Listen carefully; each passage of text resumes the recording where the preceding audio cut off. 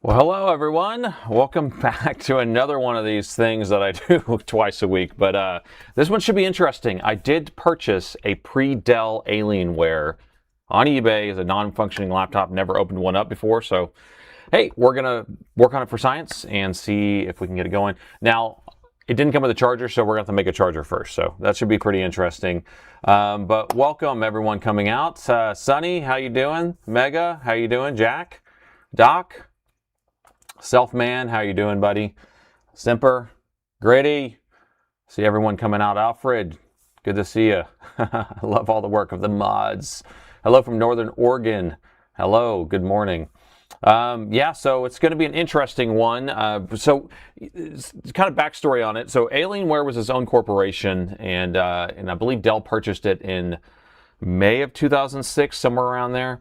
Now, this laptop is a June of 2006 laptop, which is so right on the cusp, but it's an Alienware laptop. I was trying to find something a little bit more genuine, but this was something that just popped up. I thought it was pretty interesting. Now, we can go over the specs and the layout and all that stuff here in a second, but I thought it was pretty interesting. Hello from Northern Seattle. How are you doing? Good morning. Netherlands is here. Colorado. Macedonia, how you doing? Looks like we have glad to be home. Looking forward to joining the moderators soon. Awesome, thank you, Doc.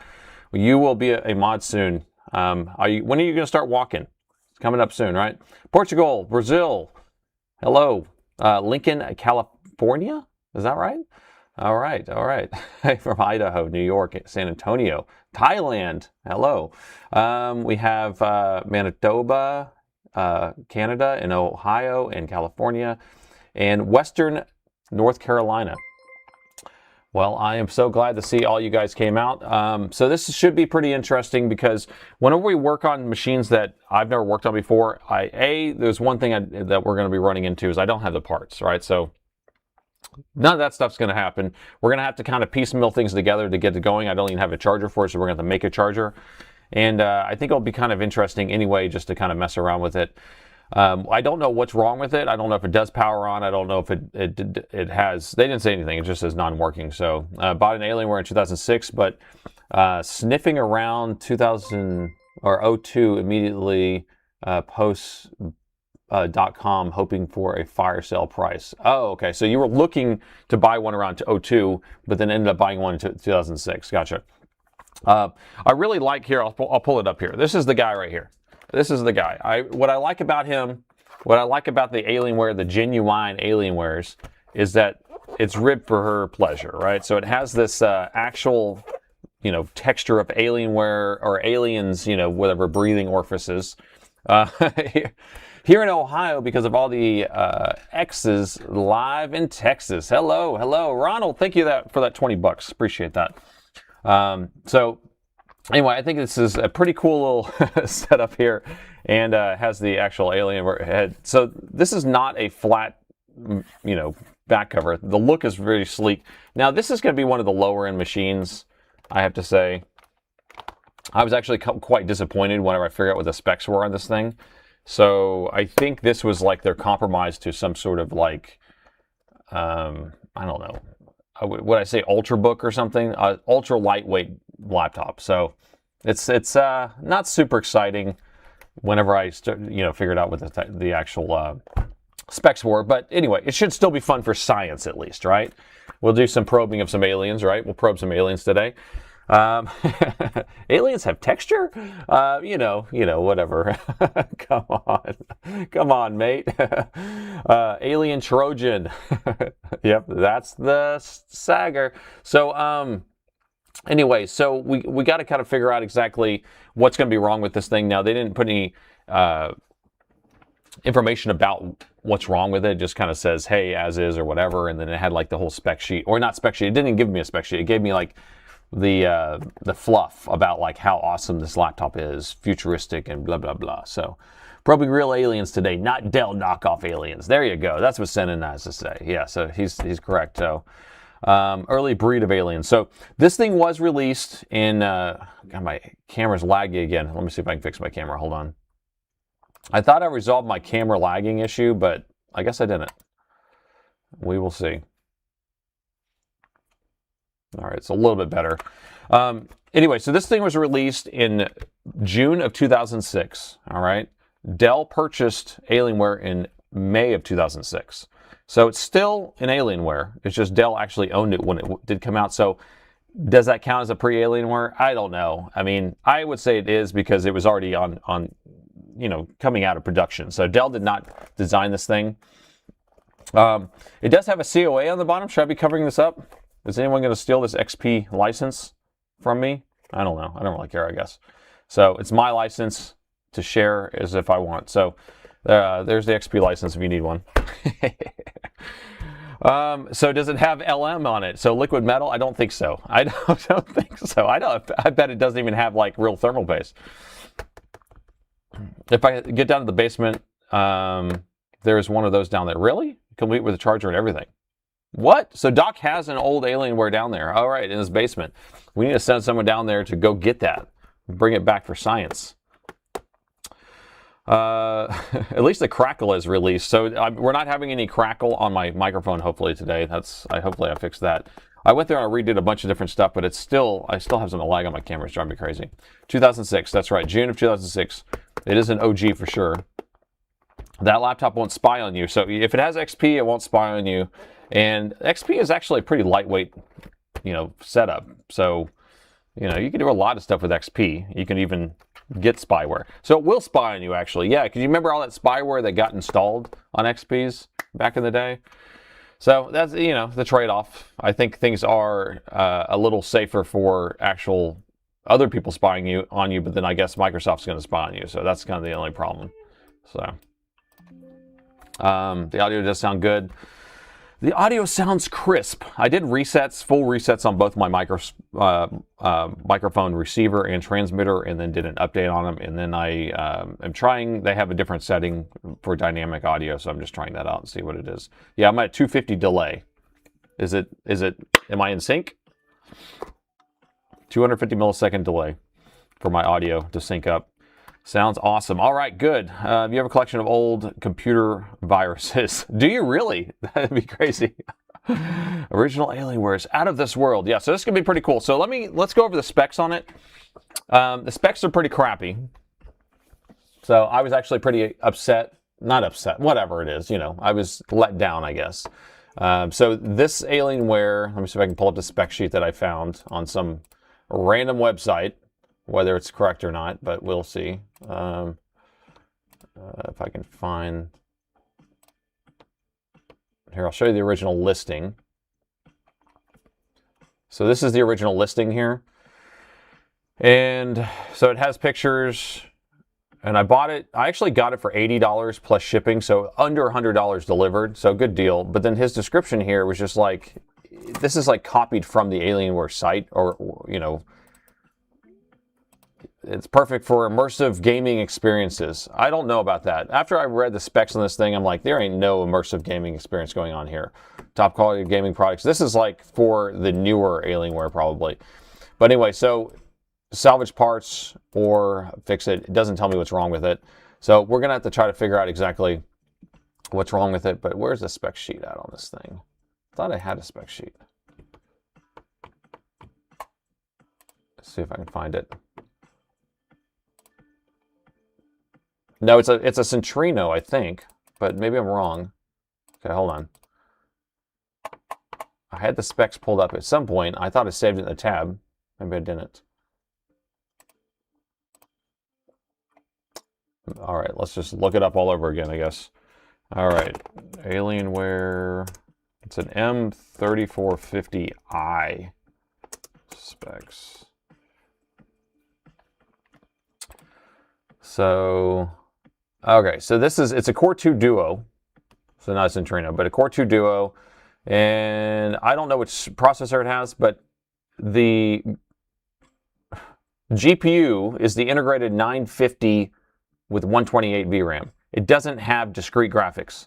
Like this says mainboard is this, but I don't think it has a Radeon ATI graphics card. I think this is just the chipset. So I think it has an ATI Radeon chipset or something like that, based on what I'm reading. Now, we could get in there and see something different. But from all the stuff I saw, that this machine is supposed to be like a low-end laptop that is supposed to be super energy efficient, but with no gaming GPU. Like, so this one, the 3450 does not come with a gaming GPU. Let's see. Integrated graphics, that's what this says. So it's kind of weird, right? Kind of weird. And then the 15-inch would have an actual GPU, I think. Core 2 Duo, mobile graphics, and integrated graphics. And then, yeah, I don't know. Whatever it is. So we're looking at an Alienware with integrated graphics. Womp, womp. Okay, so I know. You guys are let down. I'm let down. It also has DDR2. I think it has like 4 gigs of RAM, maybe, or 2 gigs of RAM. Maybe I'm getting mixed up with that M1730 from last week, but I think it has DDR2 and that Core 2 Duo. So the 950M is better than the 5090. Do you think so? Graphics are provided by Blanche. So we could boot this up with Blanche probably. Okay, so the main issue that we're going to have here is that this thing has a different charging port, but we can go over all the ports. Let's just go over all the ports real quick while we're, taking a look around. Do you want me to do an intro, actually? Let's do an intro. We'll do an intro because, that's what we do, right? All right, new day and another laptop that needs to be saved, and this one's interesting. This is a Pre-Dell from 2006. It is the Alienware M3450i. Now, this one was purchased on eBay by me as a non-working laptop. I've never even looked at one of these before, so we're going to look at it together and see if we can save this laptop. There you go. All right, so we have our Pre-Dell Alienware. I just want to take a quick gander around the sides of the board and kind of figure out what the ports are and the options and things like that. Now, this thing, was spec'd out with a Core 2 Duo, integrated graphics, no discrete graphics, and so if we look on this side, we actually do have some ports. Now, we're going to have a FireWire and one of the smaller FireWire plugs. We have a microphone, a headphone, and then 2 USB 2.0s. I would hope they're 2.0s, better not be 1.1, but 2.0s here. Now, this port right here is probably, I hope it would be a gigabit network, but it may just be a 10100. If it's a 10100, we're crazy. But we'll hope that that's a gigabit network. And then on the back, we have a couple more ports here. We have our laptop lock. That's where you can put a lock on it. S-Video, every laptop needed S-Video. If it didn't have S-Video, you were like, man, I wish my laptop had S-Video. VGA, which was, top quality. No. They should have put a DVI on this thing. I don't understand. They have S-Video and then they have VGA. Those are both crappy outputs. So, I mean, for 2006, if you're trying to buy something that was top dollar back in the day. Here's our charging port. It's going to be a barrel jack, so it's going to be just a generic barrel jack. So I think we should be able to come up with a charger for that we'll plug in here. Does have a DVD player. Doesn't even look like a DVD RW. So, wait. Yeah. Doesn't have a DVD player or a DVD RW. It doesn't even burn any DVDs. And look at this. It has a freaking dial-up modem, bro. In 2006, they put a dial-up modem on it. I don't understand that one. Wait. Here's headphones and microphone, and here's another USB. What are these guys?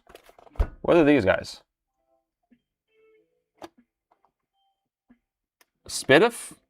So that's a digital out, and this must be a line source out. Interesting. So these are actually like just this microphone headphone.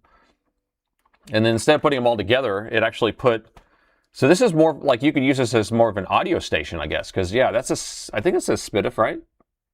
So that's like a digital out. And then that's a line source out. And then we have, FireWire. So maybe you could use this as an audio production machine. I don't know. I don't know. So that's the setup there. So like I said, it has a Core 2 Duo. I don't know which speed it is. We'll figure that out. It also, and it's probably socketed, I would think. You can just change it out. Probably has DDR2. And on the bottom here, I just had something just unconnect from my computer here. What was it? I think it was this. I just heard a USB trigger, so we lost something. There's a bottom cover here. We have a battery. It looks like a modular battery. However this comes out, I don't know. How do we do this? Yes, it's socketed. Okay, so people are confirming this stuff in live. So let's see, how does this go? Does this slide out? If I slide this like this, there we go. The battery slides this way. That's crazy. Has a little texture thing here. Slide that way. Okay, that's futuristic. And then the plug's on the end. Interesting. So this looks like some sort of 18650 cell array. So you can see kind of the shape of an 18650. So it should be 1, 2, 3 here. Probably another set of 3 here. So it's probably a 6 cell. 11.1 volt nominal. Yeah, it is 11.1 nominal. Probably bad. I mean, it's not, there's no way that should be good still. Thanks for the resub.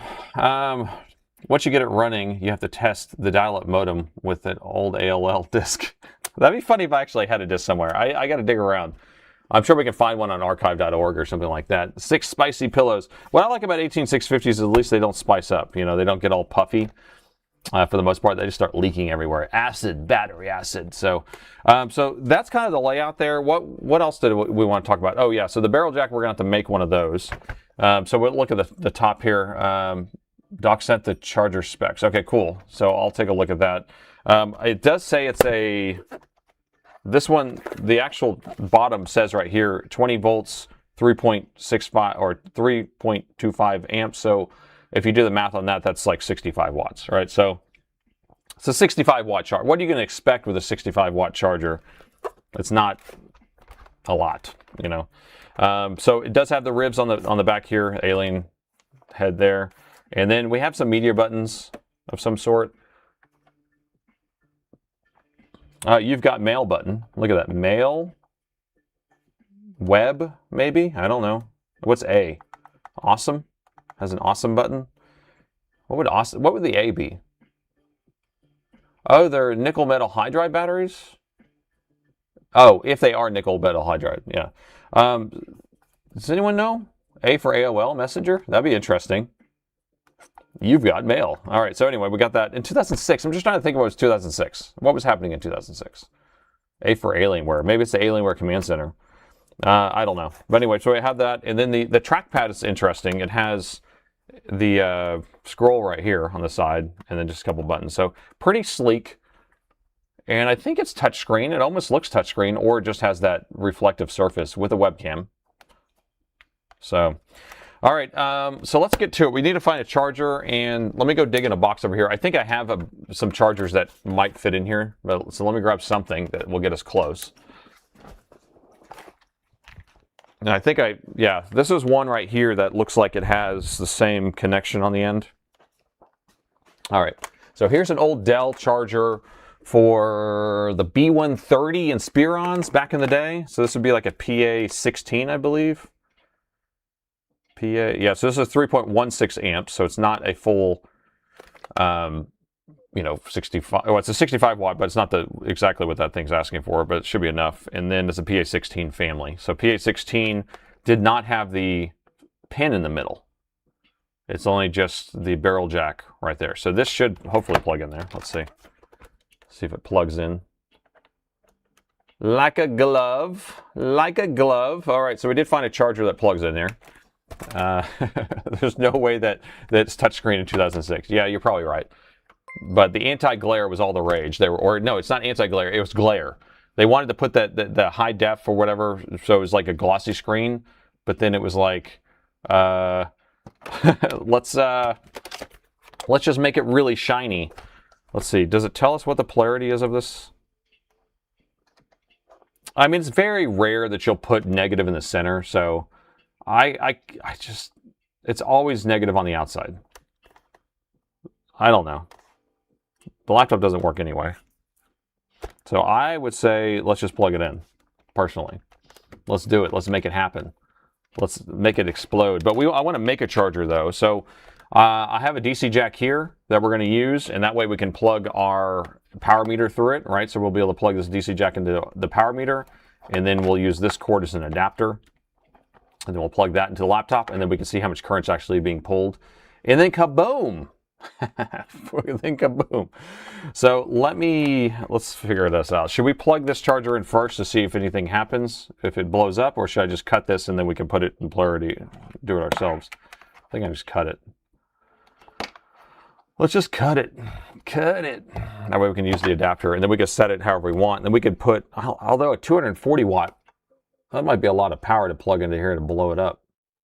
Maybe I'll plug maybe I need to find a 65 watt to plug through it. So I should test it first. Here, let's test it first. If it pops, then see you later. Thanks for coming out. All right, let me plug this in.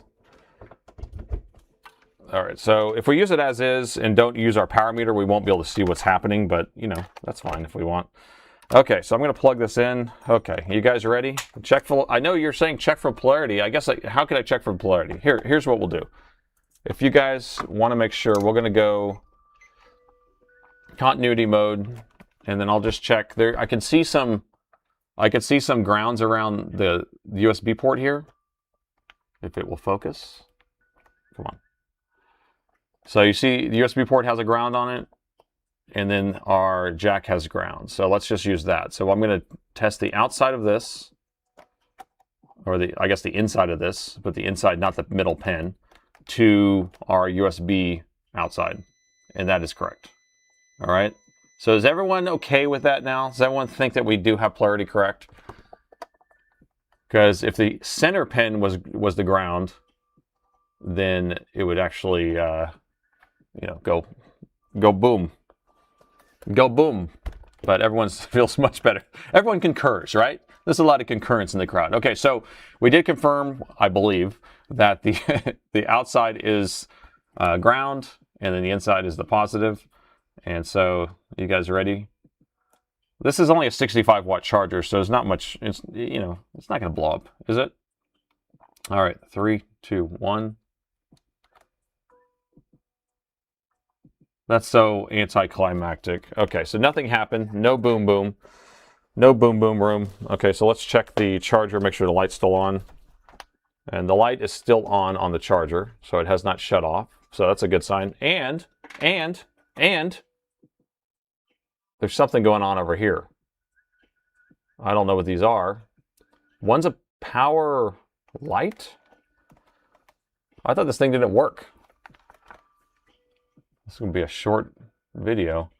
That's a power light, and that's a battery charge light. Does that mean it's powered on, though? Do we have a picture? I can't believe.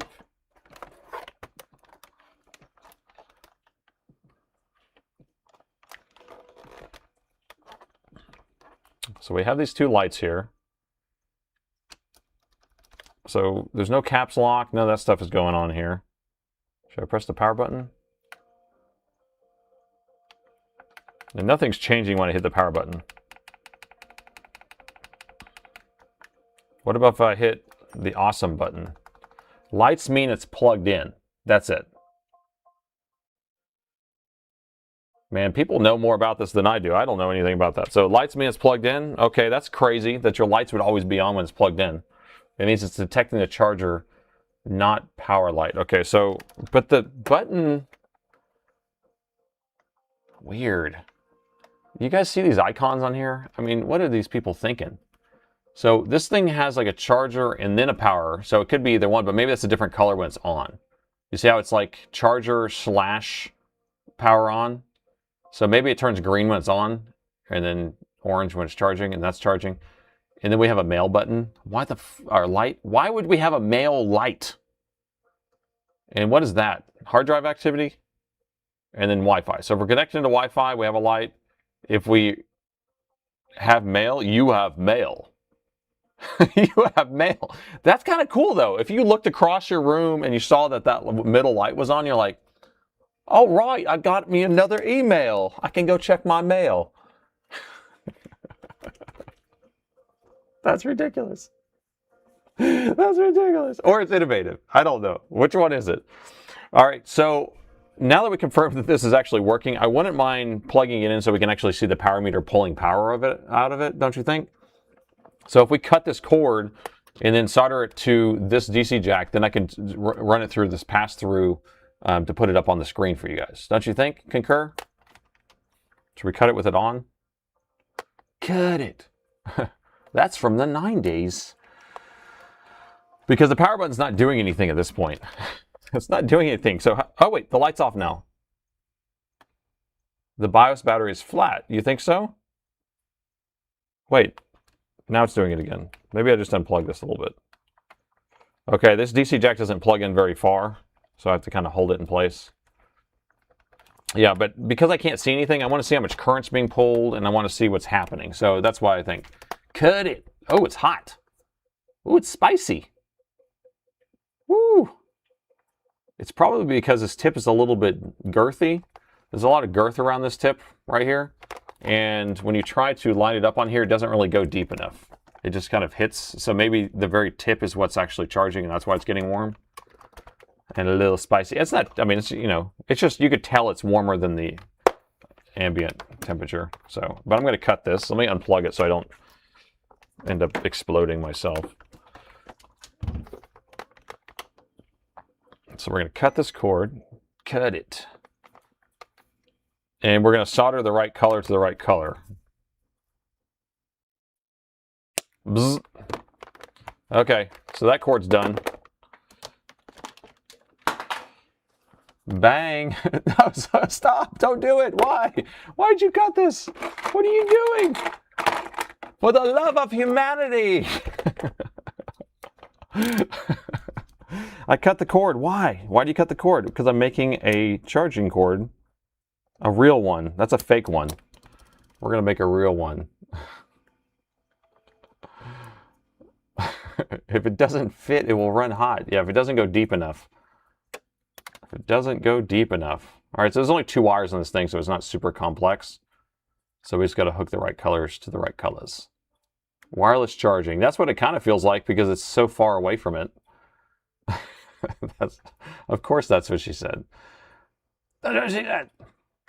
Giggity, giggity. So I'm just going to cut this, and then I'm going to cut it the other one, and we'll release the magic smoke. Well, I hope no smoke's going to be released. No aliens will be killed during this process. Okay. So we have our 2 wires, and then here's our DC jack we're going to use for science. I would shave it down. Ooh, we can do some whittling. Yeah, that's a good idea. Let's do some whittling. We're going to whittle this down, and that should fit like a glove. Whittle, whittle. I need a rocking chair in the front porch. We can whittle, whittle, just a little. Okay, there we go. This thing is going to fit in the orifice just perfect. Okay. Let's see. That thing now built for speed. Oh yeah, now it's going all the way to its depths. Okay, cool. So we have full penetration, and then God, I need to stop. I don't know what's going on here. Okay. All right, let me cut this. I don't understand. I just don't get it. All right, so this thing has a PSID pin. Woo! Breathe. Okay, so this thing has 5 wires, and we only need 4 of them. So this last one's going to be the PSID pin, but there's no PSID, or there's no communication between the charger and the laptop. So I'm just going to cut that one flush, okay? So you don't need that guy. And then these other ones we're going to solder together to hook on there. And we're going to make this like a professional job. Ish. Okay, so there we go. And this way we can pass it through my actual power meter, and we can actually see the current. So we're going to run one adapter through another adapter through another adapter. No charger sense. That's right. So I guess when I plug in 240 watts in this thing, it's going to go really fast, right? It's not going to have any issues to go really fast. Better than a professional job. You know, back in the day, before I actually had some side cutters or some sort of wire strippers, I used my teeth. How many people used to shred wires with their teeth? That was when I was a kid. We never had any wire strippers when I was a kid. Our teeth were the wire strippers. Okay, let me tin these up real quick. Me. People know what I'm talking about. We're right there. We're not over here, right? We're right here. You understand. You still use your teeth sometimes. You know, and then you like taste it and you're like, man, that wire tastes so metallic. Ugh. You're like, or it kind of, the metal hits your teeth and then you're like, it makes you squirm.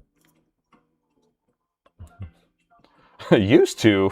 What do you mean? Past tense? How is that possible? All right. So this one right here that's all non-coated, it's going to be the hardest one to kind of keep under wraps. Let me see if I have any heat shrink tubing.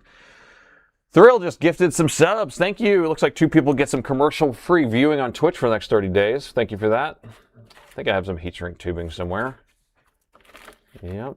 Here, let me find some other pieces. Aha! There we go. See if I can find some that is a good size. Oh, I like this size. That's a good one. Okay, we're going to use this stuff. It's always nice to make it a little bit more professional since we're going to be using this so much. So we'll use that one there. And this one, I don't necessarily need to protect it all the way, so we'll still use a smaller piece. And if we wanted to, we could put one over the entire thing. But I don't know if I need to do that. I don't need to go that far. Where we're going, we don't need to go that far. Okay. So we'll slip these guys on here.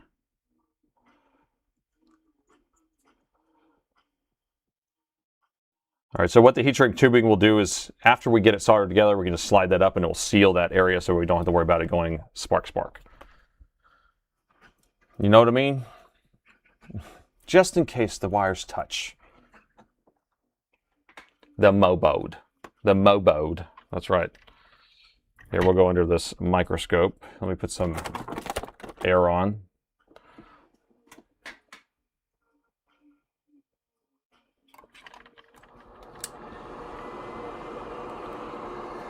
Can you see better now? Is that better? Slip it over the tip. Just a little bit. So this is our positive, and that will go on the white. And then our ground is going to be black, and that will go over the uncoated wire. But we need to tin these first, or else they won't be able to receive solder properly. And I usually like, see how I stripped it back so far? What I like to do is kind of recoat it and then cut it down.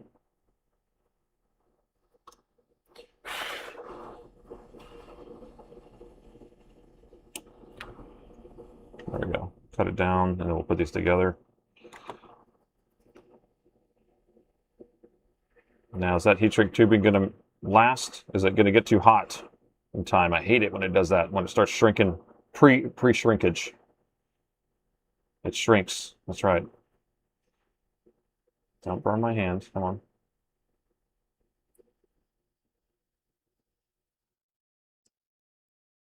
Come on. You can do it. This is when I need a helping hand.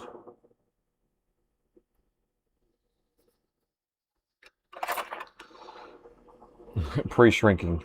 Yeah, you can see the shrinking right now. It's happening. And I'm like trying to pull it back so it's far away from it, but it's getting too hot. I might need to cut that part off for a little bit. Okay, let's see if I can hold this down properly. It's frustrating when they start moving, and you almost need helping hands on these to join these 2 wires together, which I don't necessarily have helping hands here. I'm at home. I don't do a lot of wire soldering together. Come on. Get hot. Get hot. I need a third hand.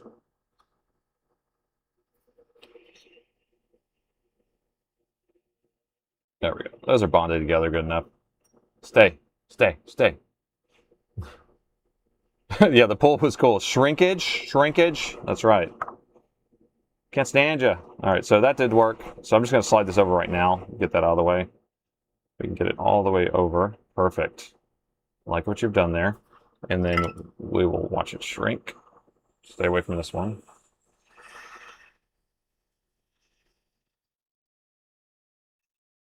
All right, so that one's protected. So now we can do the ground side. And the ground side is not coated all the way through the wire. It's only the middle one's coated, so it's not really that important to have it completely protected, but we're just trying to make it nice and clean. So again, we're going to line these up. So it looks like the length is going to be right around there. So we need to put solder right there instead.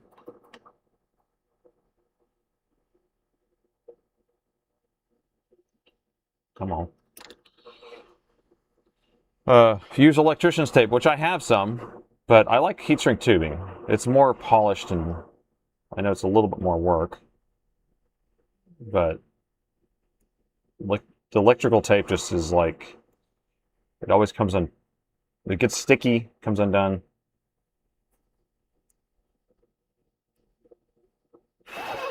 Ouch, burning my finger. Okay, so I can cut off this extra piece or not. I don't think I'm going to. I'm just going to slide that up over that. That's good. That'll work.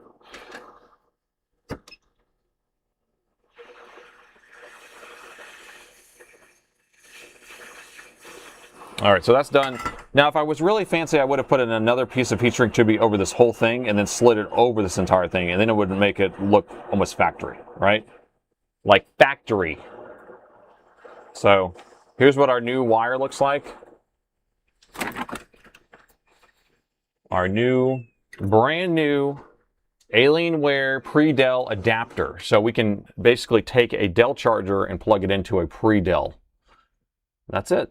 That's all we did. Now, will it go boom boom? I don't know. I don't know. If we put a 240 watt charger into a laptop that takes 65 watts, what will it do?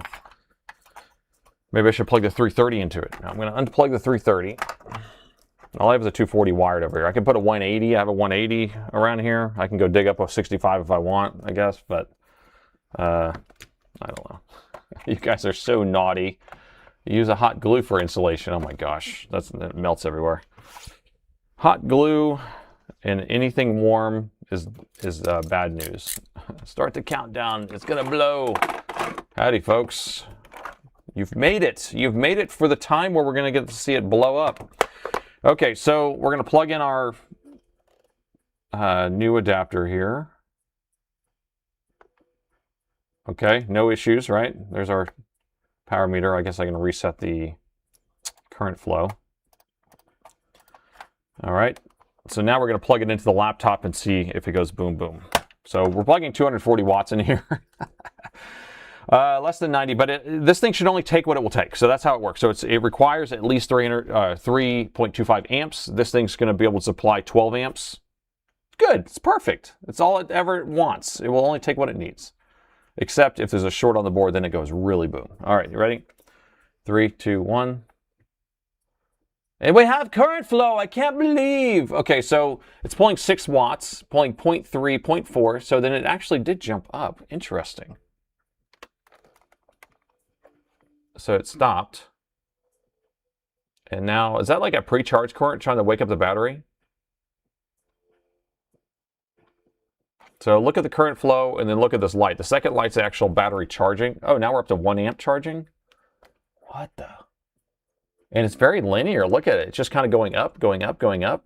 Do you think that's battery charge? Or do you think it's the machine turning on? And we're just not getting picture? I mean, it's too linear for it to be a machine turning on because it should be going like this while it's on. So I think it was actually bringing itself up to a charge current. And looks like, so 37 watts. That's a lot. Unplug the battery. Oh, good point. So we're going to unplug the battery and see if it stops. Wait, I just moved it. It stopped. Look. What was that? What's going on here?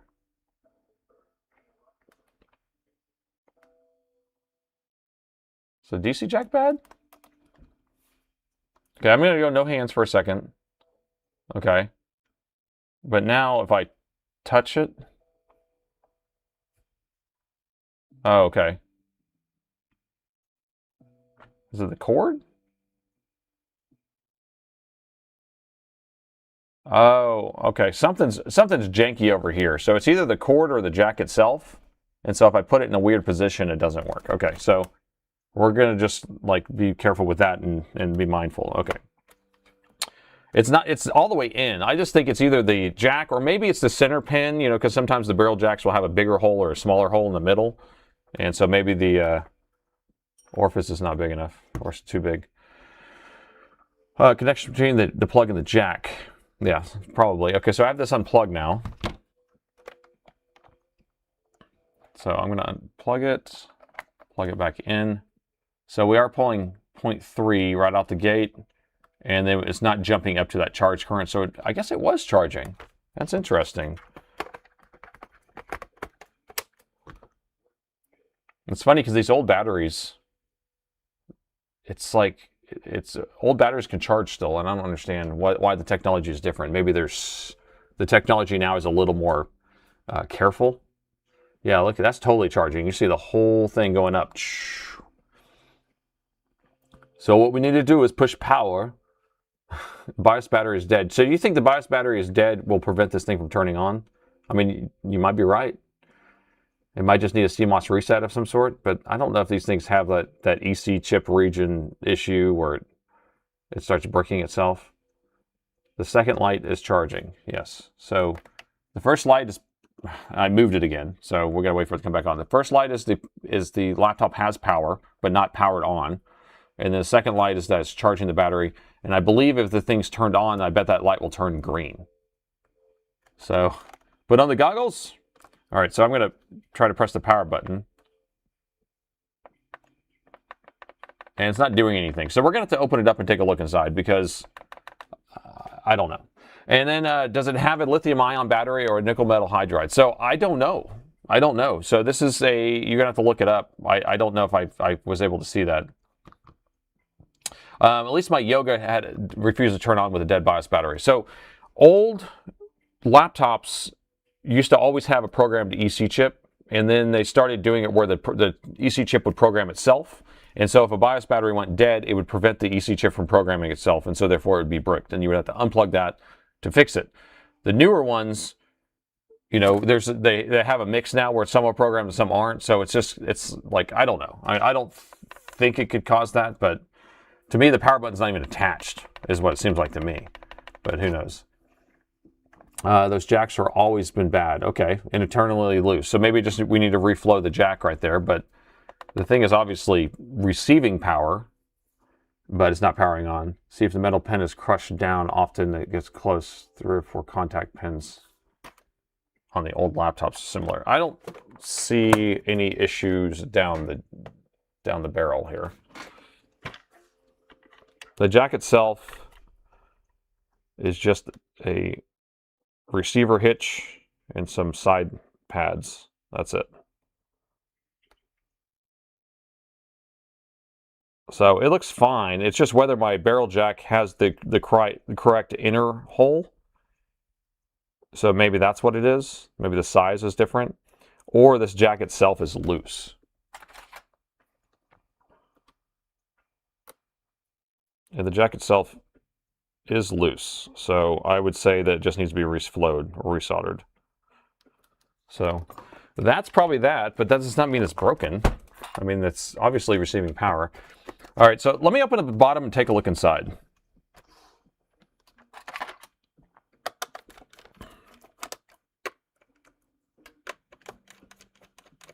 The battery is definitely a lithium-ion battery.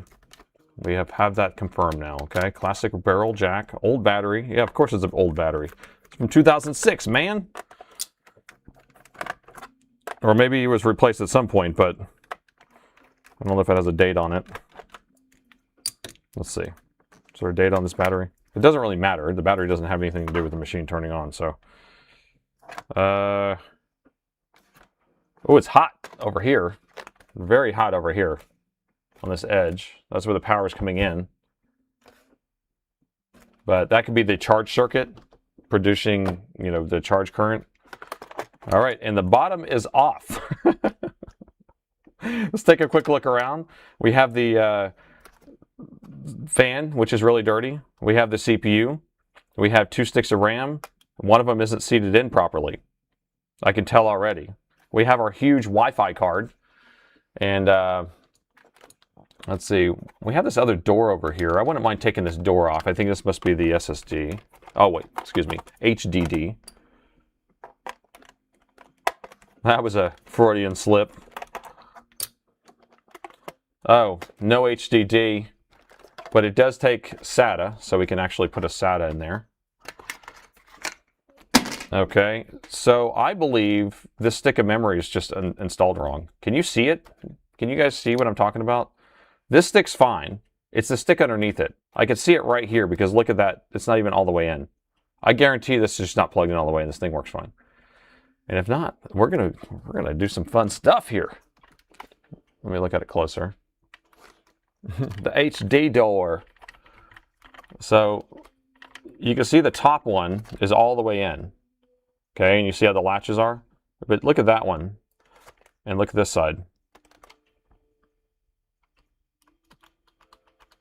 So, I don't know. Or we have a bad CPU or something. But let me take this out. Take out this RAM. Looks like it's all the way in. Just looks like it's not snapped. But let's reseat the RAM.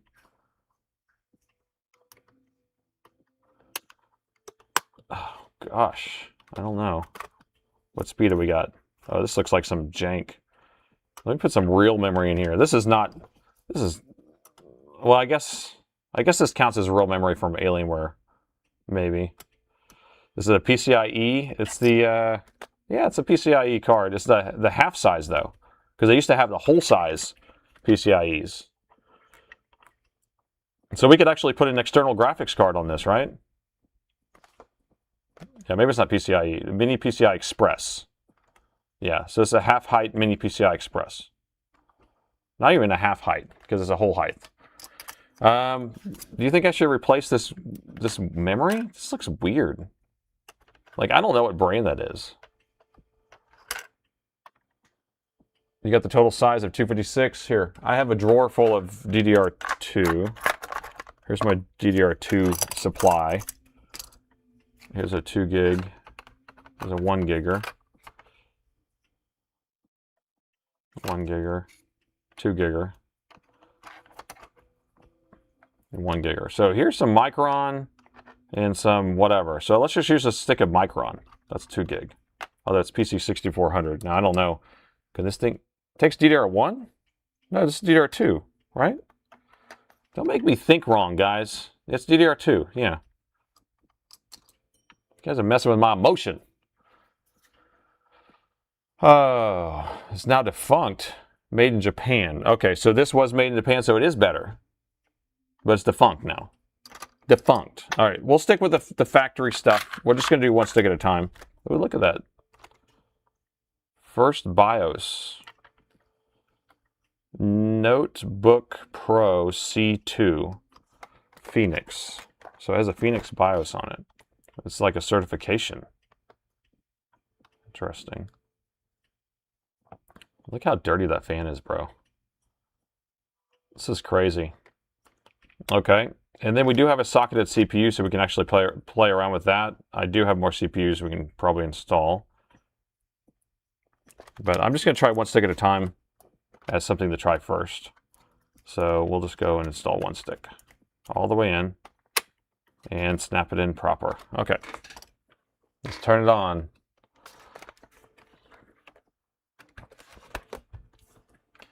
All right, no battery, one stick of RAM.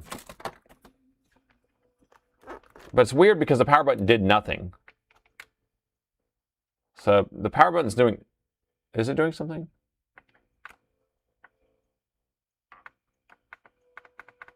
Yeah, it's not doing anything. The power button's doing nothing. So to me, that doesn't even seem like it's hooked up or we have some other issue. But I do feel some heat here. Let's see. Do I have a thermal camera? Does nothing. Do nothing.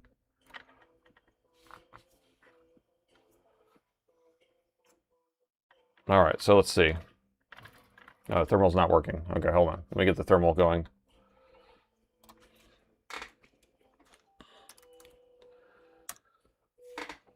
Little spikes, but it's not right when I press the power button that it does little spikes. That's the thing. Like I was thinking it was like right whenever I would press it, but it wasn't even doing that. do the smell test. I mean, getting up to 6 watts, to me, seems like it might have just a short on the board somewhere. Oops.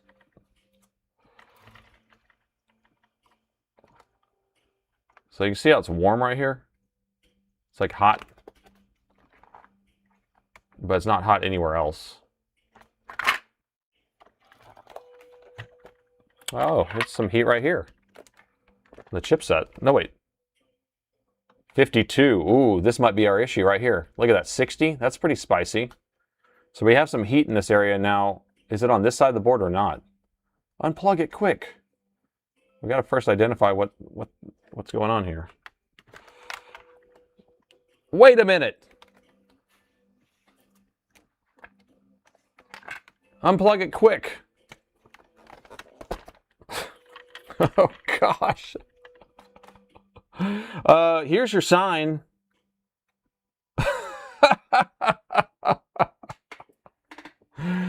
Okay, we found our problem. We have an exploded MOSFET, I guess. It looks like a MOSFET. I don't know what number it's going to be. And the explosion is pretty strong here. I don't know, is that... I think it's all dust, and then we have an explosion. Holy toasty. That one's toasty.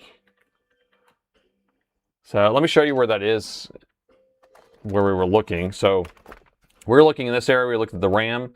It's right here. I don't know if did anyone notice it earlier beforehand? Anyone? Because we did kind of look around a little bit. Now, okay, so let's pull off the heatsink here, and we can take a look at the CPU, and then we're going to figure out if we can try to replace that MOSFET with something. We're going to upgrade it. We might have to replace it with a properly calibrated wire. Who knows? You never listen to me. Doc, you always know. All right, so this thing is dirty. Send in the gooch collector. We have a lot of gooch. This alien has been doing the dirty. Yeah, so this thing is caked. I'm not surprised we have a burned component. Yes, I thought it was the BIOS battery. I told you it was a toasty.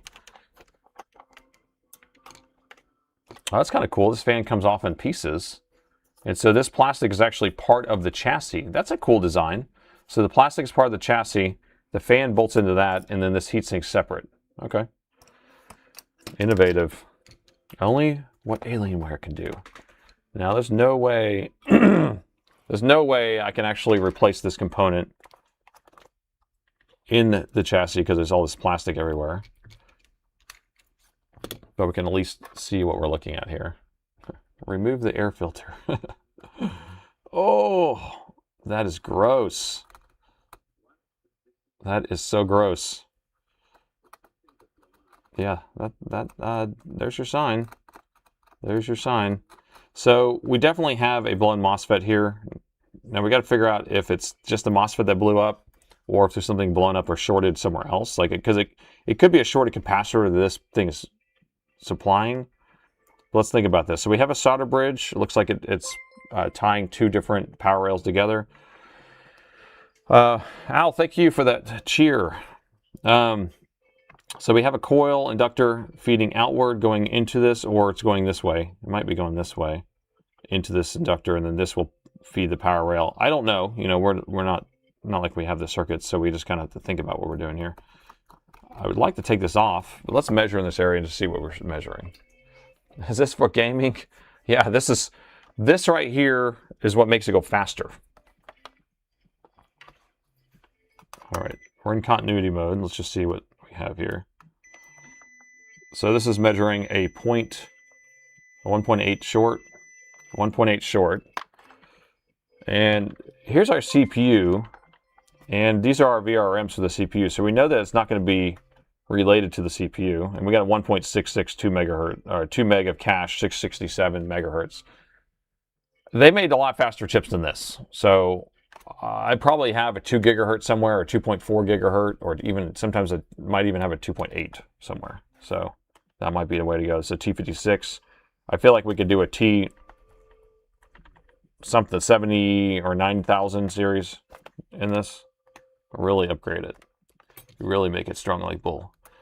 But 1.66 could be anything. I'm just trying to read these traces here. So we have 26 ohms there.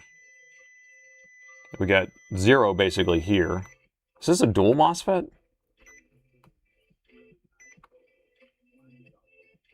Did they make dual MOSFETs in that packaging? Because I've never seen them. Let me see if I can clean this up a little bit. I just can't see what's going on. And we're going to need to take the board out in order for me to actually remove this component. I did not expect this. So, hooray for me. Oh, just because it's Sunday doesn't mean you can't use alcohol. There we go. We're getting there. Is that better? Oh, that's much better. Oh yeah, so this must be some sort of dual MOSFET or something. Look, we have pad here, pad here. Are these together? Those are separate. These are all separate. And then these are separate. Or those are together and these are together. So, what is shorted to ground and what's not? So that's not shorted. This is shorted, that's 1.8. That's not shorted. Well, we got 1.8 there, so both of those are the same. Are these 0 across here? 0 across there, so those are the same. That's nothing. And then we got 0 here, which should be ground, I would believe. So, yeah, it might just be a blown MOSFET here. But why do we have 1.8 here? Where's that 1.8 going to? That's the question. I guess let me just remove this with a soldering iron instead of a hot air station, and then that way I can just get it out without having to pull the board right this second. Because who knows how long that will take for to get the board out of this thing. No alcohol after 1, or before 1. I know I'm going to melt this plastic touching it. I can see it in the future. Probably the power rail FET. Do you think it's just like the incoming power rail? If it's a dual MOSFET, it's like creating the power rail. The thing runs on 20 volts and then has to create a lower voltage to run the laptop probably.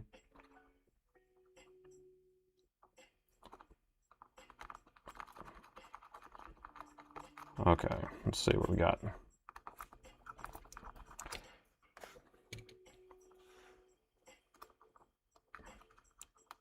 This thing is cooked. This thing is so cooked.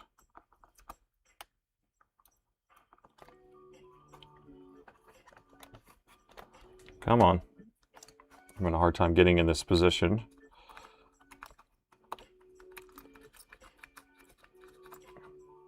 Okay. Got that off of there. The cap, I would think a cap blew up somewhere if this thing blew up, but I don't know. You know, you don't know if we have a short somewhere else still, then we need to figure out why. So it doesn't make sense to me that we'd have just that MOSFET blown up, because it has to be feeding something else that it wasn't happy with.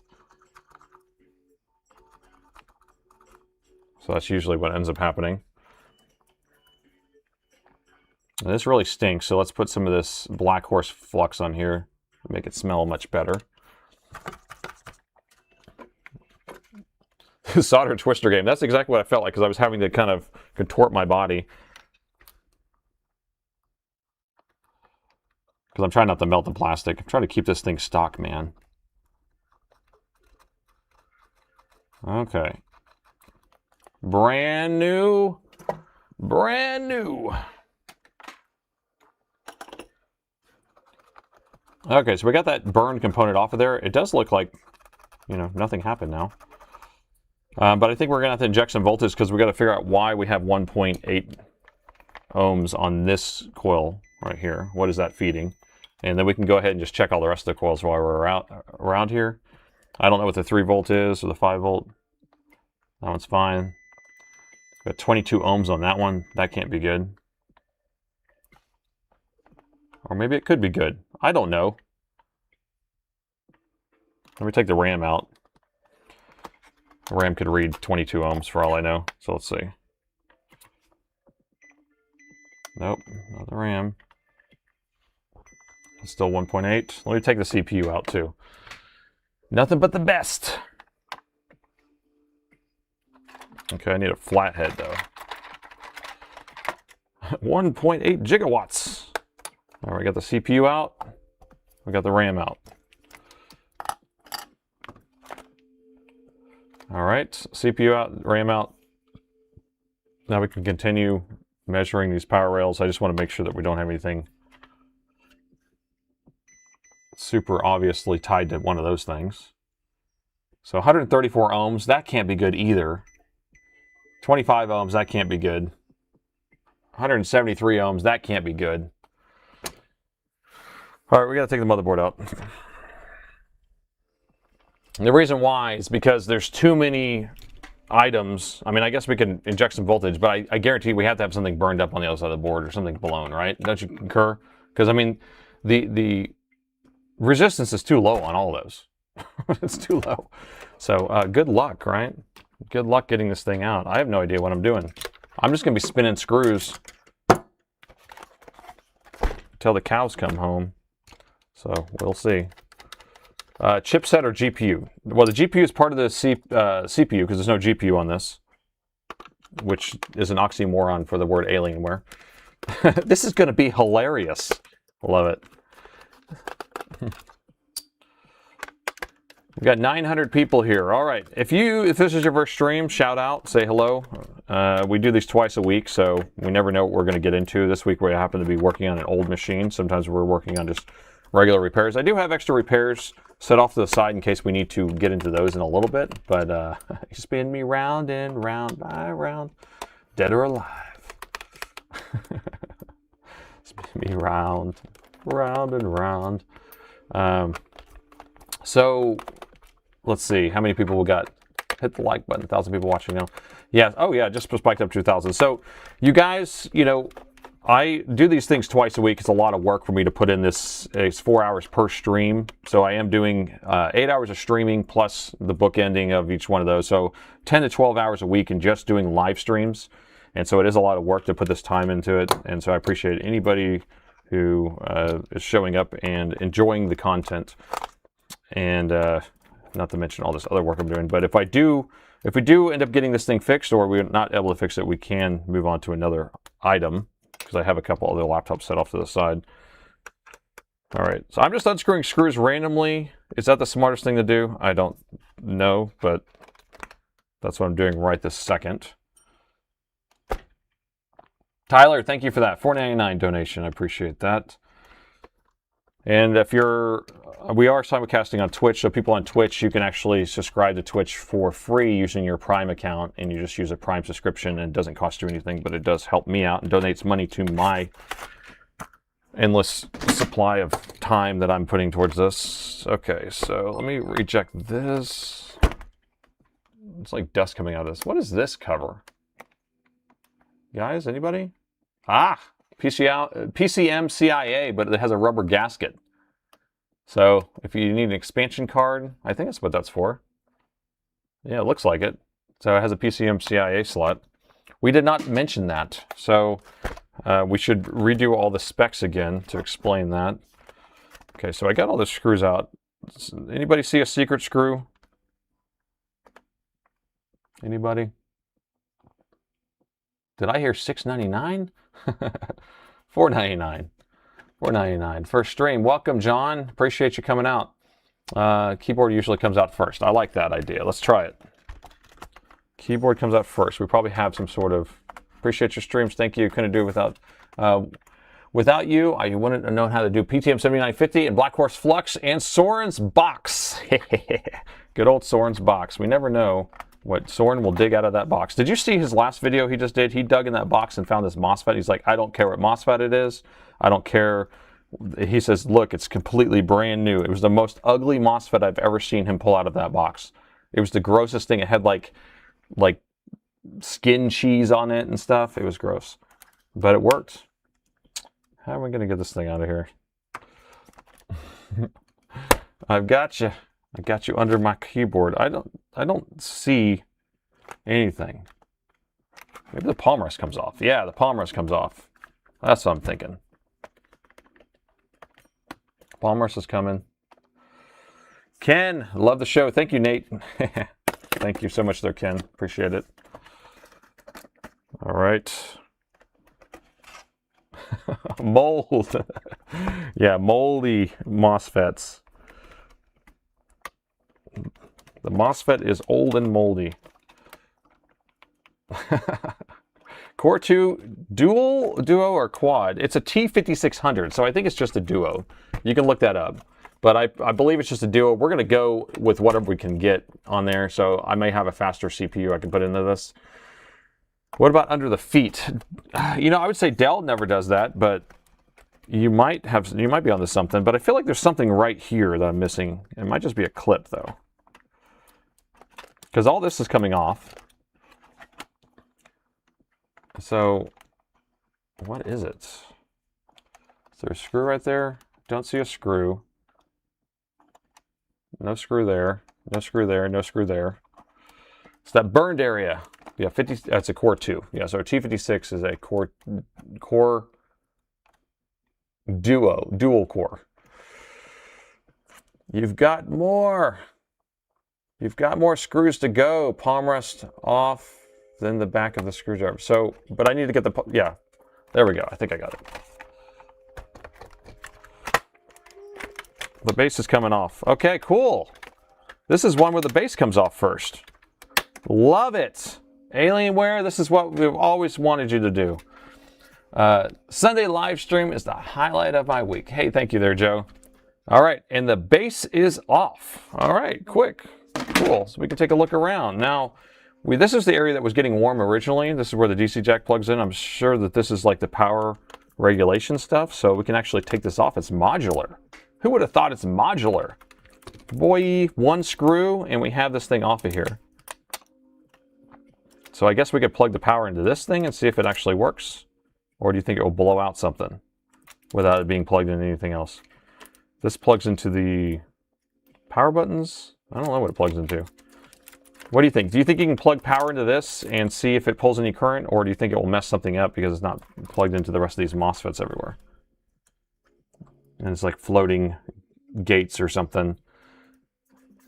I don't see any more explosions. That's where the explosion is. Let's pull this port out. The Gooch fan. Off the base. That's sweet.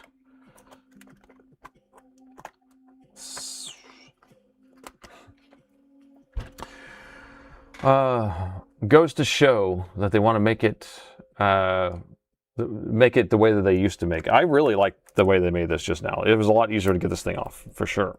Come on, I don't want to break any screws. No, oh wait, we already took out the optical drive. Yeah, it had the DVD-ROM drive. We already took it out. Yeah, you tricked me for a second. Wasn't that laptop around $4,000 back in the day? This one was $1,100. I forgot to mention the MSRP. So this is one of those lower end machines where it was like built to be more mobile and cheap. And so it was $1,100 at release. Oh, you found $17.99? Okay, so that I read it $1,100. So it really depends, I guess, on the specs on it. This thing's coming. This is like a desktop motherboard. Doesn't that look like a desktop motherboard?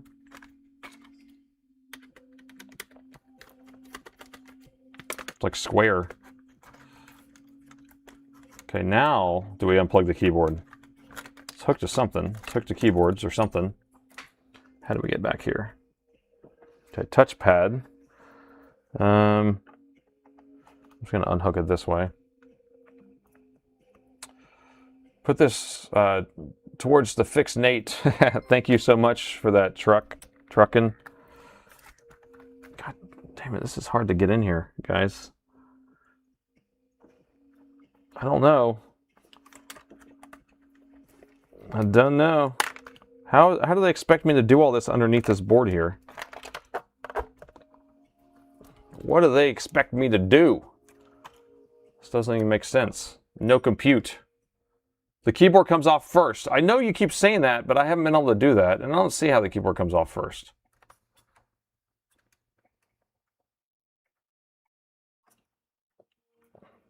Okay. Because I'm crazy. The keyboard comes off first.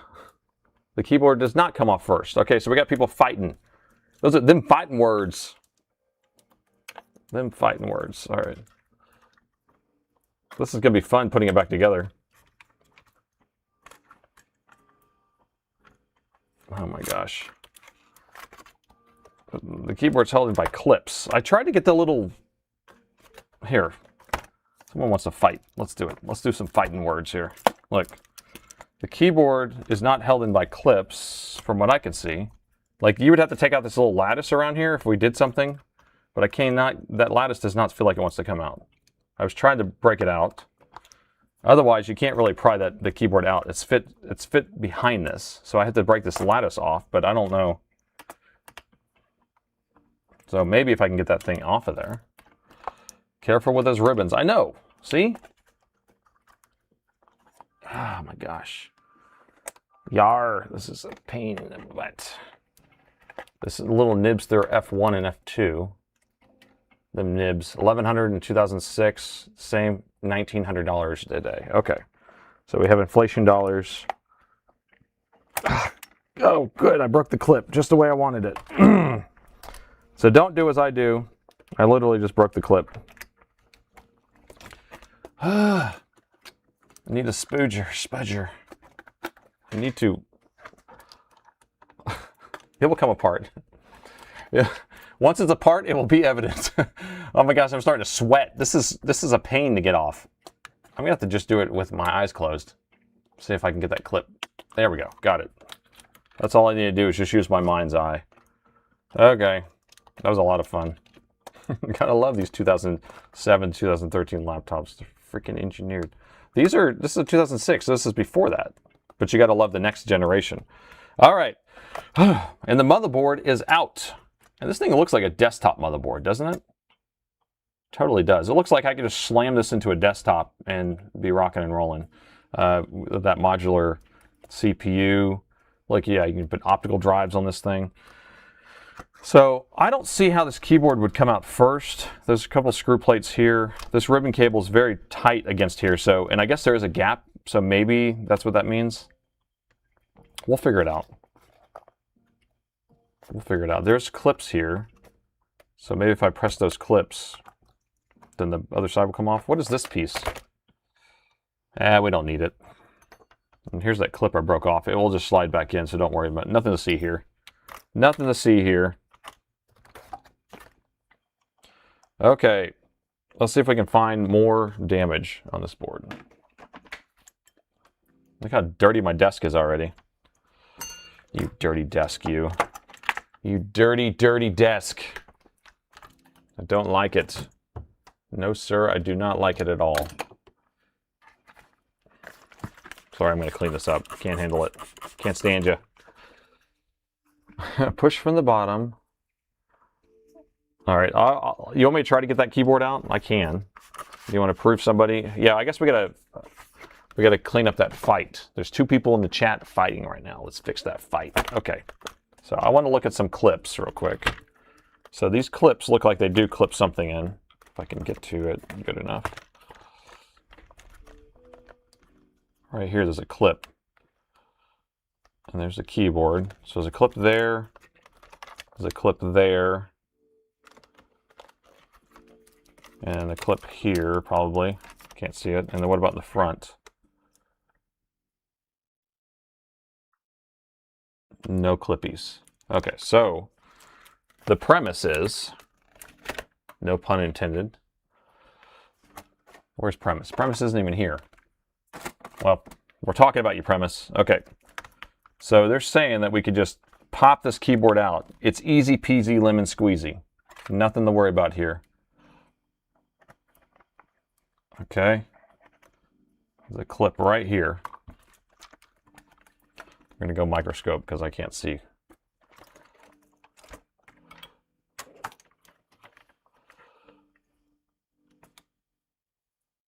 Yeah, look at all that easiness to get all that clip off. There's no clips in here. You have to take this like lattice off or something. This little edge thingy. Guarantee it. I guarantee it. There's no way this is going to come out. So this piece has to come off somehow. Somehow. And I don't want to break it because it's so beautiful. Such a beautiful laptop. Look at that AOL button. Awesome button. Yeah, I don't see it. So, what's this? What's that rubber thing? Is that it? Is that the clip you're talking about? What are we talking about? Oh my gosh. Is that a clip? Whoa, bro. Whoa. There is a clip there. What is that? Ah, there is a clip. This slides this way. Like that, and then the keyboard slides out. Just like I was saying. I told you this.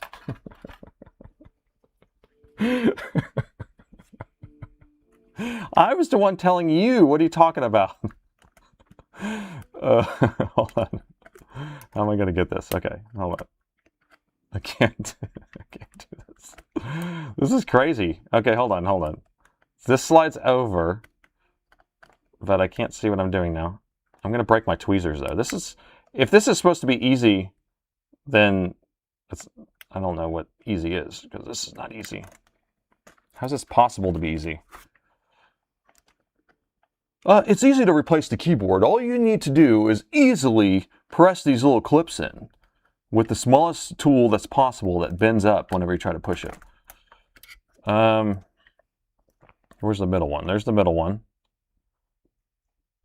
It's easy as 1, 2, 3, and then the keyboard comes out. Nothing, no problem. Oh my gosh. Okay, I think that's a job for another video. Okay. I'll tell you what, if we fix the motherboard, I think we'll go down that rabbit hole. But at this point, I'm like, screw that. Okay. Oh, okay, so here's our motherboard. It is out. Let's go ahead and measure these power rails again. Now, we did identify we had a bowling component here that we removed off the board. This, I believe, is some sort of dual MOSFET or something like that. You can see that these two gates these pads are connected together. We probably have an on-off and then a ground, and yeah, so these are like the two, yeah. So that's probably a dual MOSFET of some sort. It was burned up. We removed it from the board. Now we have a 1.8 ohm resistance here, which is way too low. It's no bueno. Or 1.8. And then these are going to be too low also. 144, 27, and 180. So the odds are we have something else that's blown up somewhere. Yeah, it could totally be a chipset. Could be the, what is that? Audio? What is that? Chipset? I mean, EC chip? I don't know. Here's our BIOS chip. You can just take out the BIOS chip on these. Oh. Still says 0 ohms. Is my reader not working? No. Pin 1 still says 0 ohms. Yeah, pin 1 I believe is ground though. Yeah, usually on a dual MOSFET you'll have one side that's ground. So I believe that's ground. And then this is going to be like on, that's a gate, that's a gate. And then that would be one source. So we don't know where this is going or how it's connected. I mean, we could check on one side or the other. This also, it looks like comes over here, comes through that, and then comes through here, and then connects to this area. So we could have a short over here somewhere. But we'll do physical inspection to see if we see anything else blown out, since we did see that blown out component a second ago.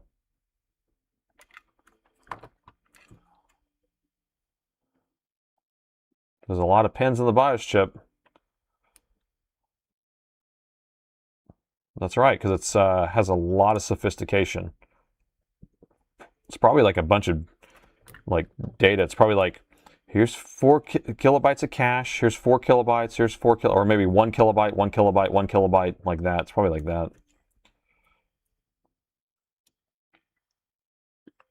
Each one of those things. Maybe be less than that. Oh yeah, we're gonna look at that port. That port was always loose on these things too, right? That's a separate board though. Let's go physical. And let's get physical, physical. So I'm going to have to take off some of this plastic. To get the keyboard out, you push from the bottom while unclipping it.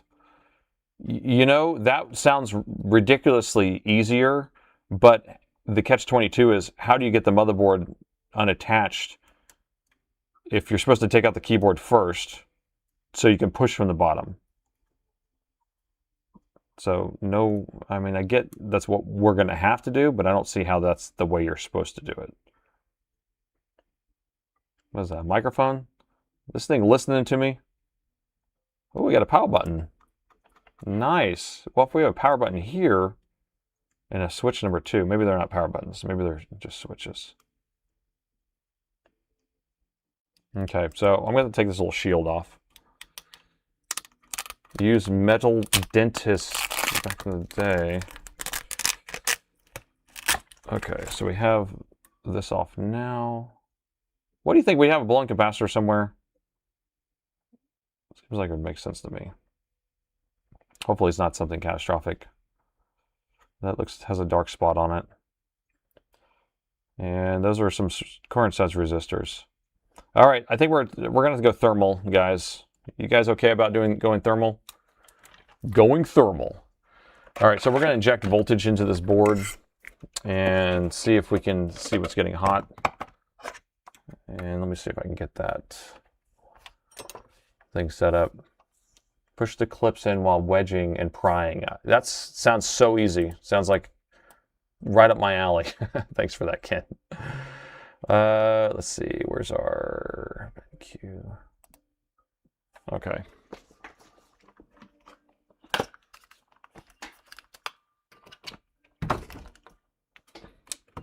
So I have my short killer set up. We're going to inject not 1.5 volts. We'll do something less. We'll just go down to 1 volt, since it is about 1.5 ohms or 2 ohms-ish.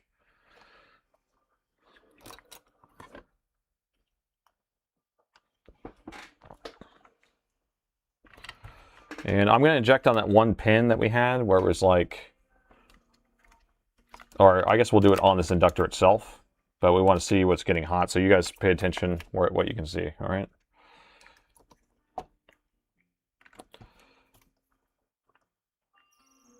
Oh, it's barely pulling any current. Hooray.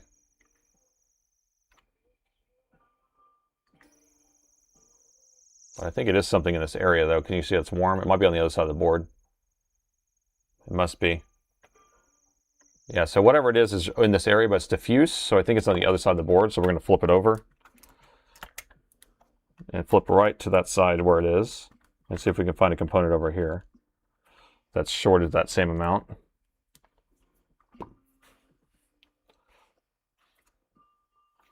So I got to find something else that has that same resistance.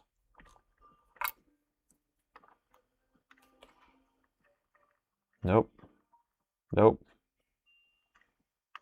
Nope. Come on.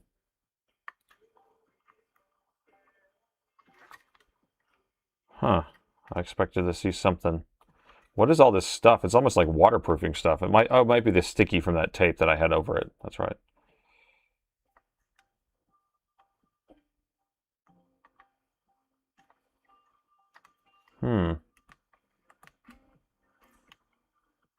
I'm not measuring anything. Doesn't make sense. Let me go back over here. You're going to try to find schematics for this? That'd be funny. What model of board? The model of board. I don't know who manufactured this board. I don't even know where to look. Let's see.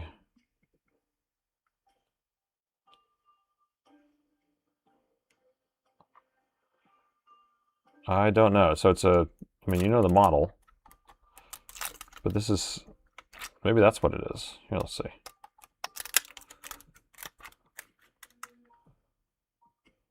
Zero two. That's a sticker though. Someone put it on there, so that can't be it. Should be printed on the board somewhere, right?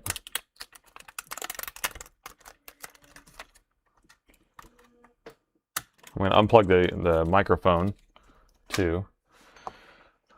Part number sticker. I don't know if that is a part number sticker. I don't know if Alienware put part number stickers on stuff. You guys can see what I can see. So that might be a part number sticker right there. Or this might be a part number sticker. But it seems like they put it in the silk screen, like the model of the board itself. Like who, I don't know who built the board though. I don't know if it was Compal or what.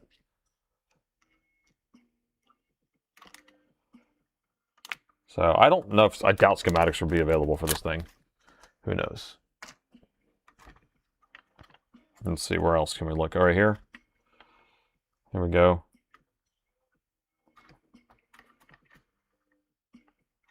Is that, there you go, there's something. So M55N0, 0M. So there you go. That will be probably the best number to search for. Lead already found it. Look how fast Lead is. He's on it. So that's what we're going to go with as the model. I'm going to inject voltage again back where we saw that diffuse heat on the outside edge. I don't know if I see anything else on the outside edge. But let me go back and inject some voltage on here. Yeah, I don't know what the circuit goes to is the thing. So we don't, that's what they're trying to figure out, I guess. We don't know if it's a 3 volt or a 5 volt or if it ties to chipset or what, you know. But it definitely has a little bit of heat somewhere.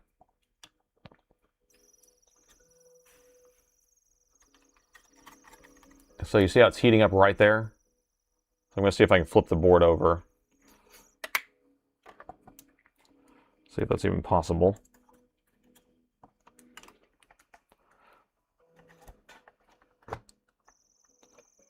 There we go, and it reveals itself. What is that?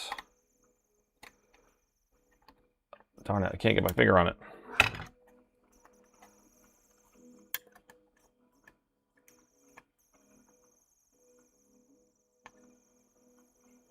Interesting. All right, so what do you think? It's these two components right here that are getting hot, both of them. But didn't we just measure here and not get any that resistance we were looking for? I mean, am I having a bad ground or something? Ah, it was a bad ground the whole time. Great. I think this capacitor's shorted. Because this is hot too, and this is hot. I'm going to remove that guy first. So this is a electrolytic or a tantalum capacitor, so it actually is polarized. I rarely see these things go out, but that is hot and that's hot, but we can inject right here too. Can a short cap make the other components heat up? Correct, yes it can. So a shorted component or shorted cap can basically make one power rail where it's trying to feed something that has a shorted cap on it. It will cause it to get really hot. So that's 17 amps. So this is going to be positive side. Yeah, look. So when I'm injecting right here, you guys can't see that. That cap is getting thermonuclear really hot. That'd be crazy.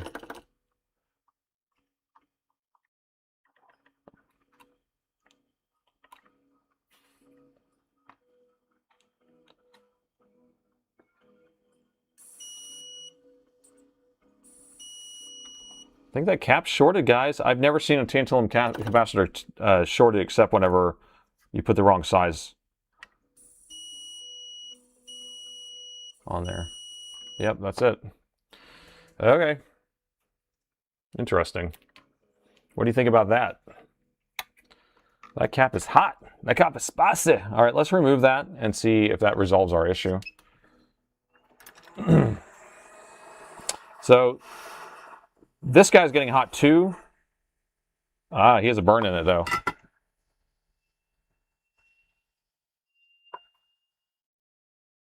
He's burned.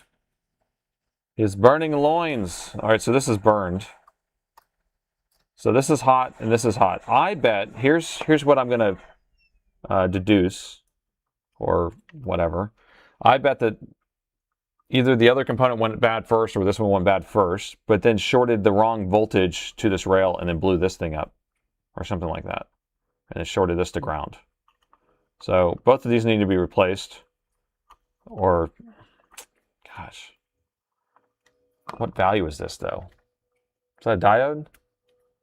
Is it a diode or a cap? I thought it was a cap. You're making me think it's a... It says cap right next to it. Right there. C. Told you. It melted. All right. Nice use of emotes. All right, so let's let me take off this cap first. I just want to see if it resolves the short, but that obviously is burned there too. Electrolytic capacitor. So yeah, it's a tantalum cap. Yep. Oh, and I can see the crack on it. There you go. See if I can get good position.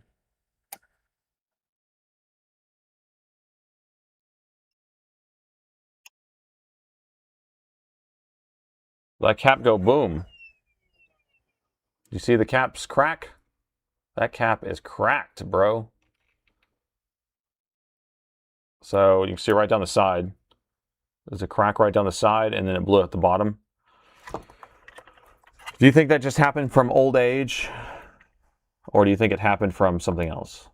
So it probably was the cap burst first and then caused everything else to blow up on it. So I don't know what we're going to do. This isn't any... Should I find replacements before I take it off? We obviously know that that needs to be replaced too. I'm not going to have any replacements for any of this stuff. So that's what's going to be fun. It's not like there's a donor board sitting right here. All right, so we got that guy over there. I just want to look in the back. The back's not cracked, it's just that side. You definitely see the side is all cracked.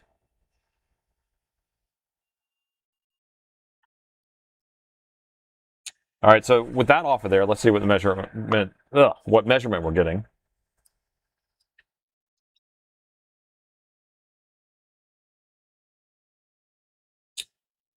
I just realized it didn't mark polarity. Did anyone remember which way it goes? Was this the line? Oh, is that the line right there? It is marking it, okay. So 227 ohms, 0, so that's a ground. So now we have 227 ohms here. Oh, no, it's gone. Okay, that's good. So it filled back up. So this needs to be taken off. All right, so I'm going to turn to you guys, giggities, the NEC company. Okay, so we're going to need to replace that. Does anyone know the specs of that? Or does anybody can tell me? And I can take it off some other board probably. So NENGE8.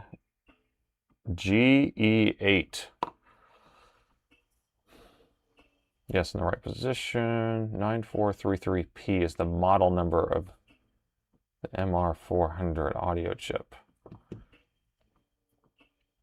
Pebble board family. Oh, potable? I don't even know how to pronounce that. Just sent me a link. Okay. Doom, doom, doom, doom.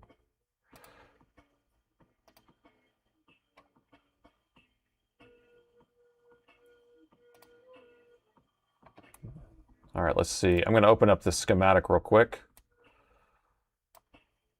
This is a schematic that was just sent over.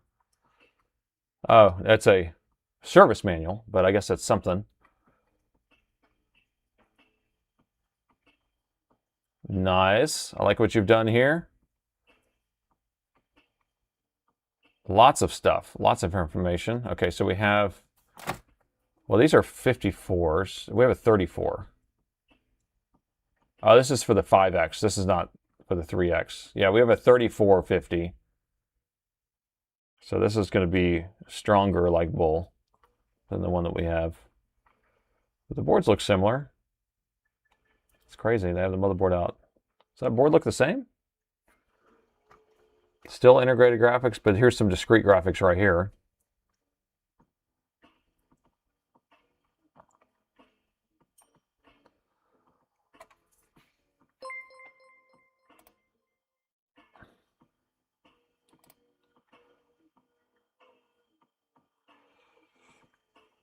What about the link in the PDF?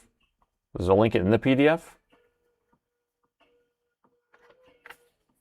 150 microfarad. Okay, so we need 150 microfarad. Gritty just sent me something else. Let's see.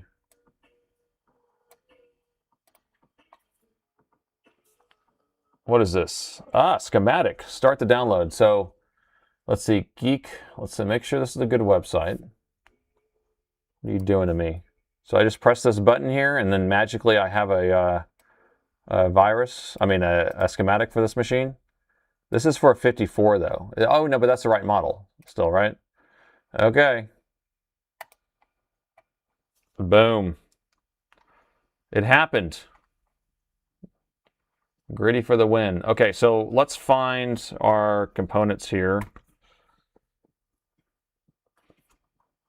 So the one we just took off is going to be designation. Where are you at? Designation C805. So C805 is what we're going to be looking for.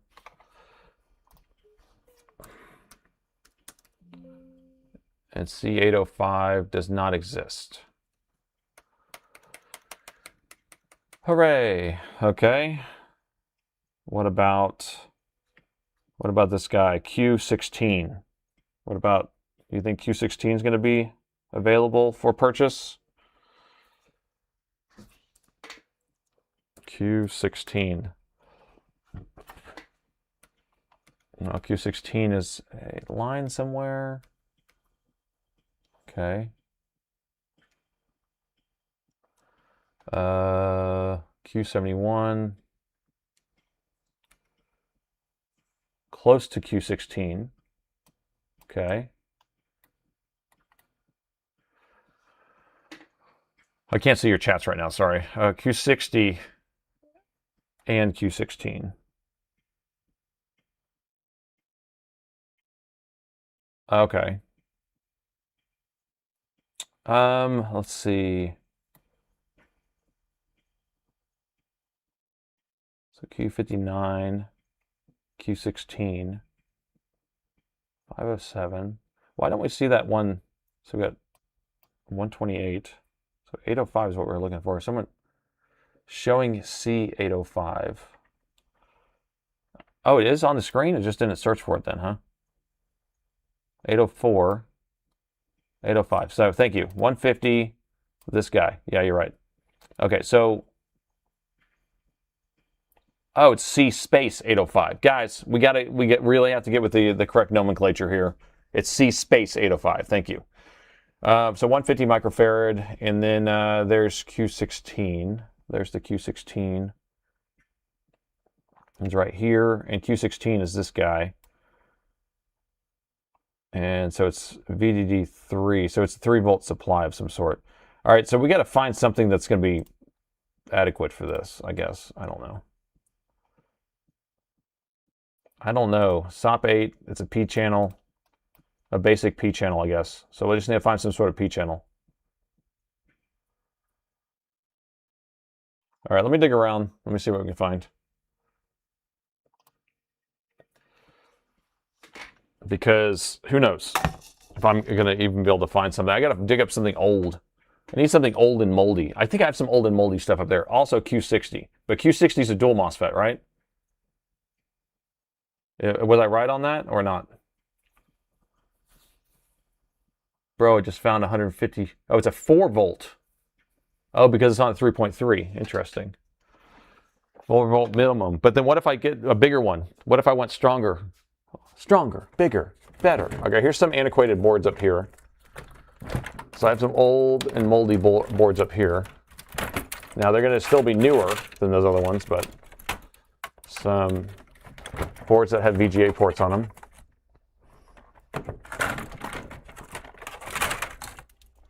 Here's something.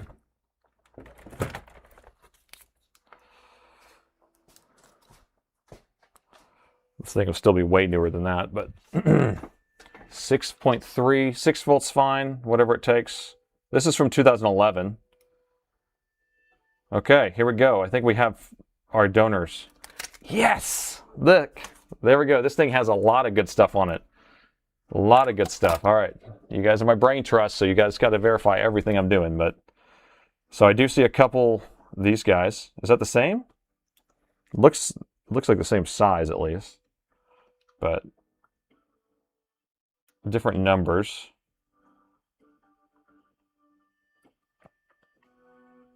So what do you... Are you able to determine that pretty quickly, or is it a matter of doing something fancy? So what is that? An NEG? I don't know. EJ8?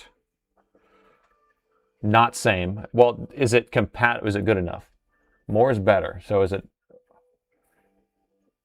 the voltage? Okay, so EJ8 is the voltage and capacity. Try it. Let's see. Well, I could test the one right next to it, and I could try putting... I can measure it. There you go. And I just need to figure out what volt it is. Okay, stop. Hold up. Wait a minute. Those are not normal tantalum, and the ECR and voltage matters here. Oh. Don't be messing with my emotions. So you think the voltage does matter? Right now we're focusing on the capacitor, and then we'll go to the MOSFET next. Hold on. Capacitors are rated at higher voltages and they will still work. I would think so, but if the ESR, if it has to discharge at a certain rate in order for the actual output to be correct, J is 6.3, so they'd be fine. And then we just need to figure out what the capacitance is. 150 has to be correct. Okay, so should I just pull it off and measure the capacitance then? Higher voltage is better. We would be improving the design. Okay, so represents 2.5 capacitance. It stands for 220. So these are 220s? Okay, so we need something that still basically says the same thing as this. Let's just look around the board. We'll see if we can find something. ENE. I'm sure we'll find something. Nothing to see here.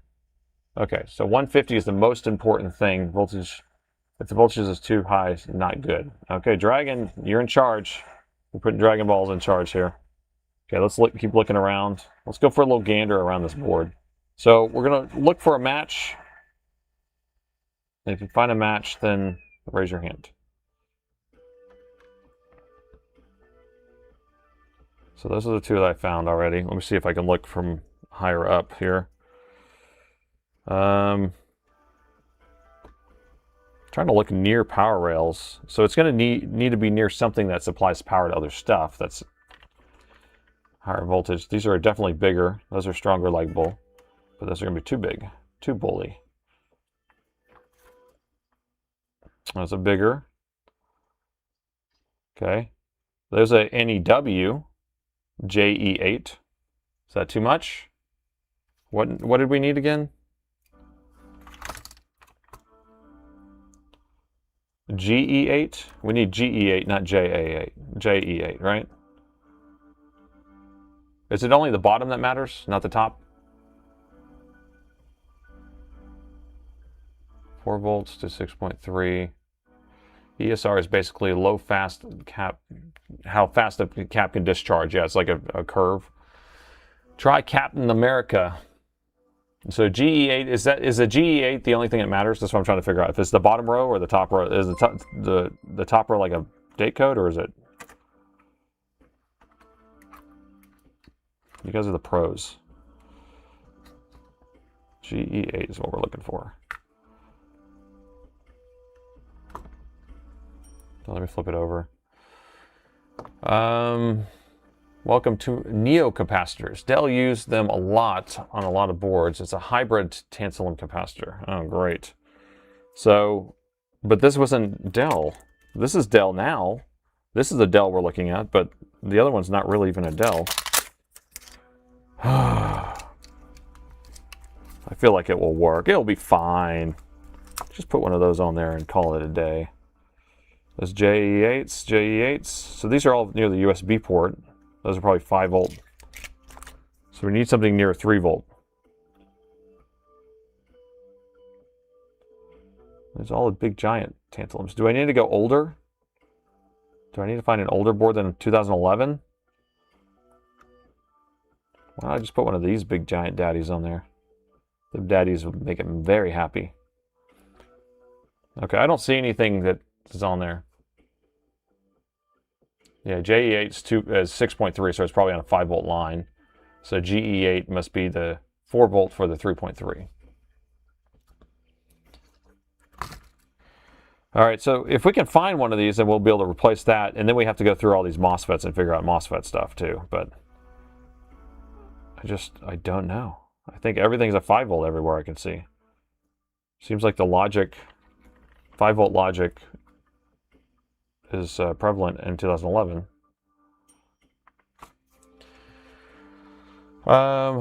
Let's see. So Ron of the code E indicates that manufacturers of any O capacitors, line G, represents the DC rating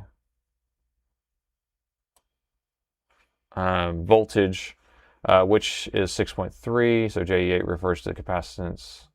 Wait, so JE8 refers to the capacitance of which is 150, or EJ8. Yeah, so 6.3 and 1.8. Yeah, so that's what I'm kind of getting. I understand that. So the second row, but the first row, I don't know what the first row is. All right, let me grab another board, I guess, since we didn't find any winners on this one. No chicken dinners. Let me grab another one. We'll dig through my piles of boards. Now, I don't have a lot of old boards here. That's the problem. I try to scrap them out whenever I, don't need old ones. And I know this is like my top shelf. It's hard to access, and so a lot of times I just throw old boards up here. This one looks pretty old. DDR3 though, so it's still kind of new.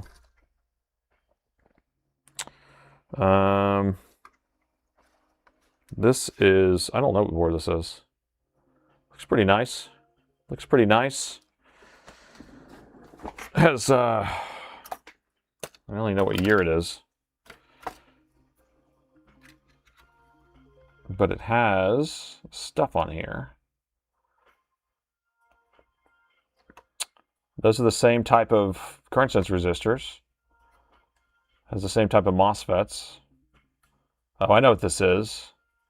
I know what this is. This is an L702X or an L150. This is one of those old XPSs. Because I had to steal that connector off of here. Here's a BIOS chip. So an L702X. XPS. XPS. But I don't see any of these tantalums on here. Also missing something. Use JE8. So now we got people saying JE8. We're going to have to do a vote. We have a vote running. What's the vote running right now? First live stream? Oh, that's an old one. All right, looks like 15% of the people are joining in. It's the first live stream. That's pretty cool. That's a little bit more than normal. Normally we have about 10%. So welcome, guys. You've joined kind of a weird one for the first one, but all right. So should we experiment with JE8? That should be our new poll here. JE8 question mark? Because I'm not seeing anything else. There's not even, like, all these tantalums are huge that I'm seeing on here. I'm not even seeing, here's another JE8. That's a 5 volt. Oh, no, it's a JJ8. JJ, Dynamite. Dynamite. JJ Evans. All right, that was my... Yes, we got everyone saying yes. Just move on. Just put it on there for science. Because we still have to find MOSFETs after this, guys. We're not even, like, to the point where we can even turn the thing on. Ooh, this thing looks really old. What the hell is this? Schnikes. Look at this one. This one looks deluxe. Bro. This one looks like it was actually manufactured the same time as this other one. Look at that. Same color board, same everything. Same tech.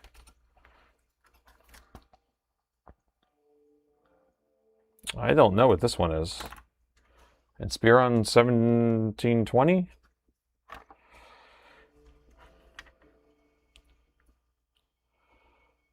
Can we run it without the capacitor?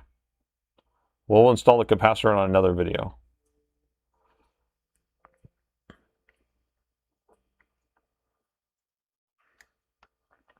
All right. I don't see any more of those. What is that? What is that? I saw something. Where'd it go? I lost it.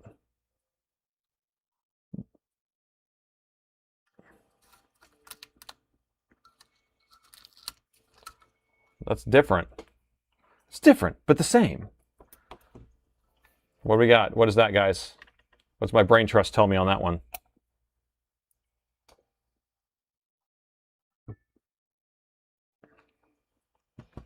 No, I hear yes. I see a yes in there. Come on. Unless you can now push the reset button to mess it up. I got 2011 Acer. If you want to work on it. I don't want to work on it, really.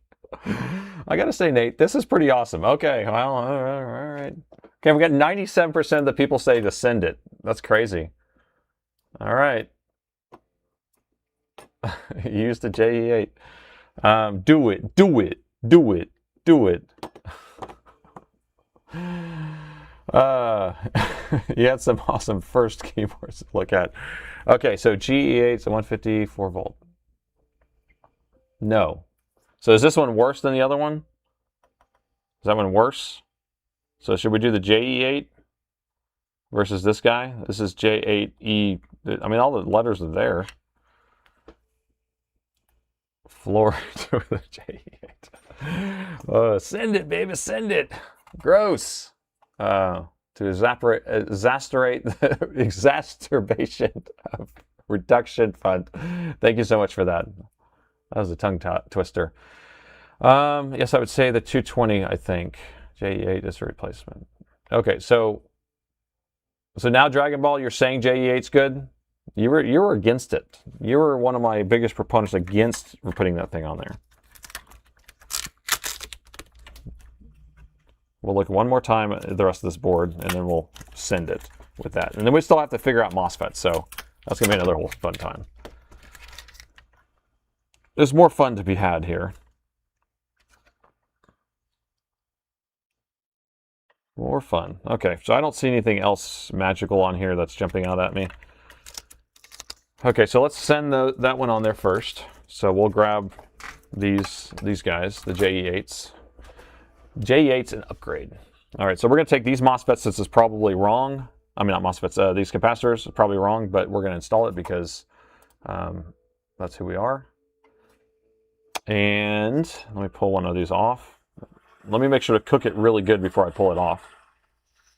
So whenever I'm pulling off capacitors like this that are susceptible to heat, what I try to do is actually heat the board more than anything else. And so I'm not trying to put direct heat on them. And you see how I'm kind of moving around. And eventually we'll get the board hot enough and then it will melt the solder. So there you go. Got it off of there. All right, so we're going to send this back to its new little home. This goes this direction. Now we did determine that this right here marks that line. But we do need to take this guy off anyway, so I'm going to set him across over here. Let's take this guy off because he has a burn hole in him. Now, we need to send somebody on a goose chase to tell me what this is. As you can see this hole right there.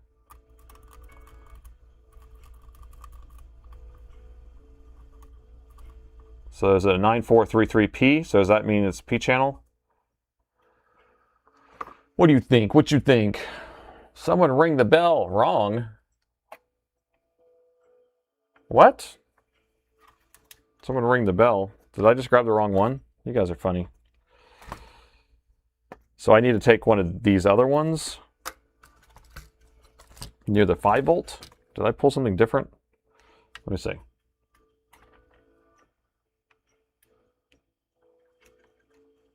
So these are NEVs. That's the EJ8, JE8. So I need these 5-volt ones. Gotcha. Same letters, different order. Okay, I'll get this one. Is this correct? Is this the one? Oh, dyslexia will kill you. I'm telling you. So this says JE8. Everyone's happy. Okay, cool. All right, so we should throw this one in the trash, right? There we go. Throw it behind me. All right, so scratch that, reverse that. Now we're taking this one instead.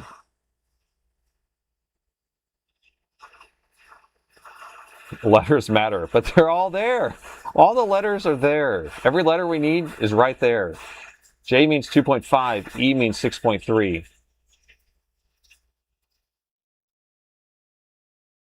Whoop, whoop.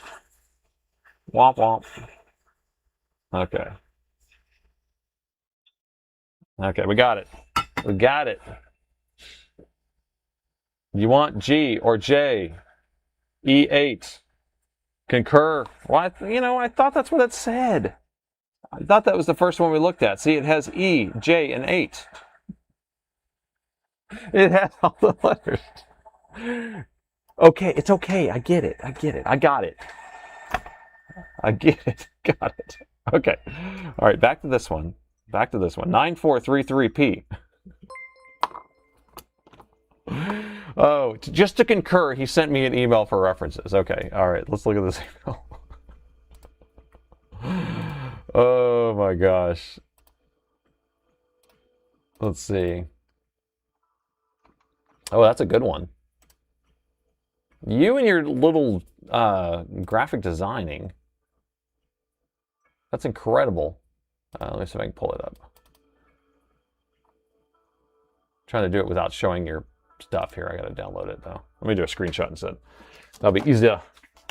Easier.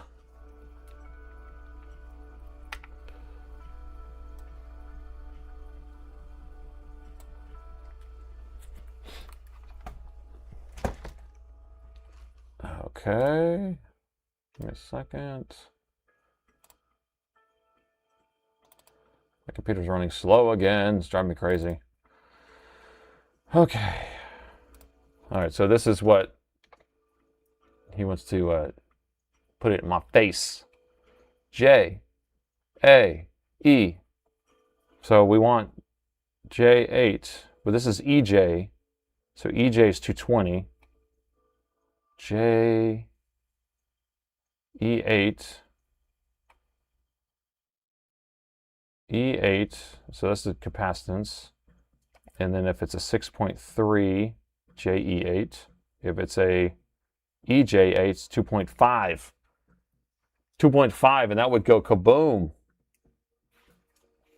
We don't want 2.5. All right, enough shunning me for my ignorance. It's fine. Okay, so we're over here to the MOSFETs. Did anyone figure out the MOSFETs time? Okay, so Q16. Okay, so Q16 is an A. It's a 9433. So let's start out with the Q16. Let's start out with this one we're looking at here. This looks like just a P channel of some sort.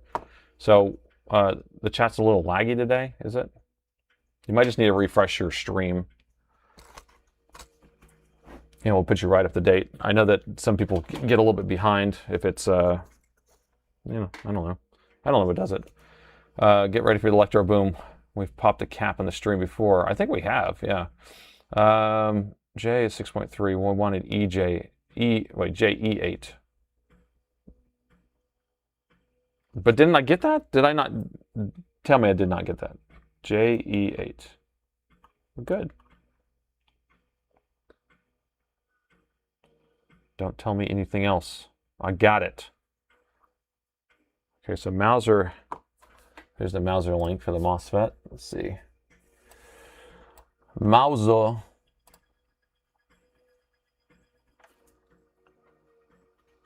The Mauser link. 60 volts. Jumping Jiminy Crickets.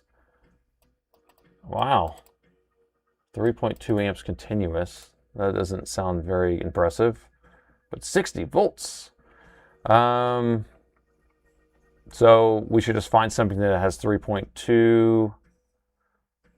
I mean, can't we just do it the Soren way, where it's just like This is a good MOSFET. It's P-channel. Very nice. From my box. All right, I'm going to count this motherboard as Soren's box. Okay, so Soren's box says, beautiful MOSFET. Oh, look at this MOSFET. It's beautiful. Is it? I don't know. Let me find a more beautiful. Oh, beautiful. These are beautiful. Look at these MOSFETs. Brand new MOSFETs. I bet one of these would be good. 4466. Are those P or N?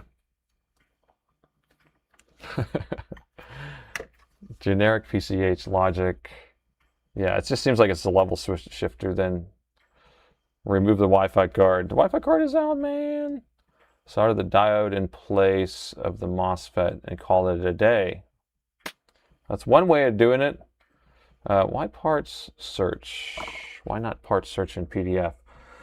Because I got to find a PDF of this other motherboard we're stealing it from.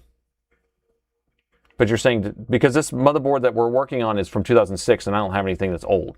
So we have to just kind of grab stuff. It's brand new. It's a brand new piece of junk. All right, so did someone figure out what this Aeon 4466 is? Here, I'll search. Nobody else is going to search and I'll search. Put me to work, guys. You're making me work too hard. Aeon 4466.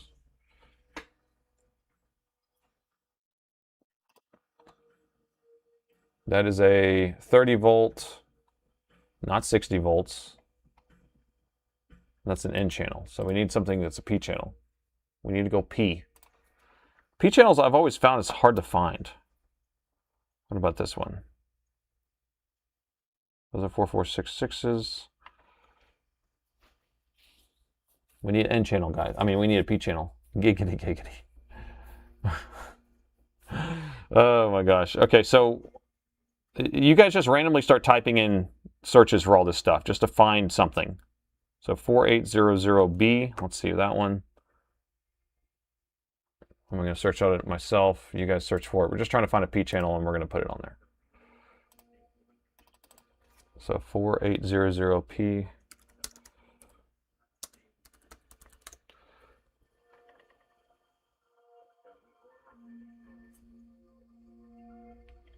That's a dual MOSFET. N channel, dual N channel. Wait, if your specifies P channel equivalent is a 401. So it needs to be an odd number to be a P channel. So we need to look up for something that has an odd number at the end, probably. And then that would be it.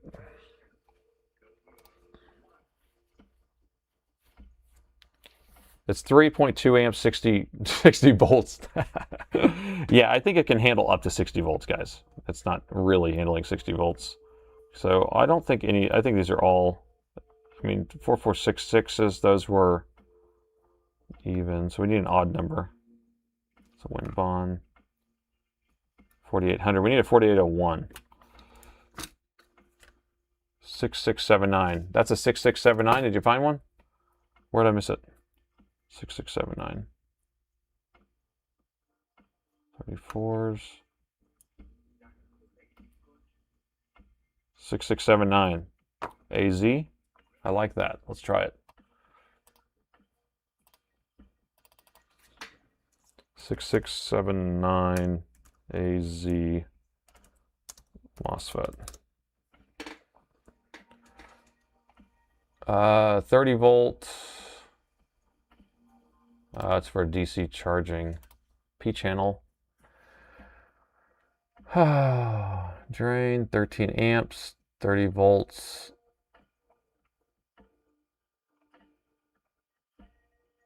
Low loss. I don't know, it's a battery management. I mean, it probably won't be compatible though. I don't know. But it is definitely a candidate. Yeah, it doesn't seem like it'd be good. 25 volts P channel. Yeah, the N channel, those are N channels. We need it to be a P. So you just search. Oh, we find one. 4407. Where's the 4407? Bottom right. Found. Okay, let's see 4407. Bottom right. So here's the camera. This would be bottom right to me. So 4407. Nope, am I going the wrong way?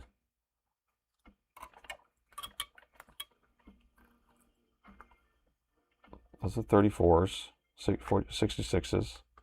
Come on, baby.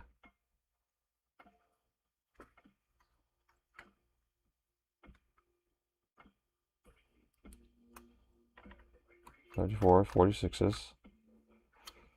46, 34. Am I missing it? 44. Oh, it's a 446G. Never mind. No. Wait, 4466. Okay.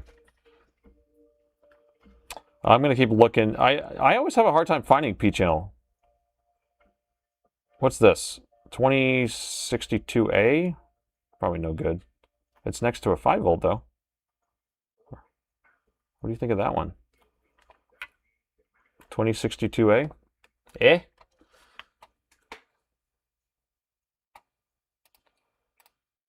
I mean, it's even, though, so...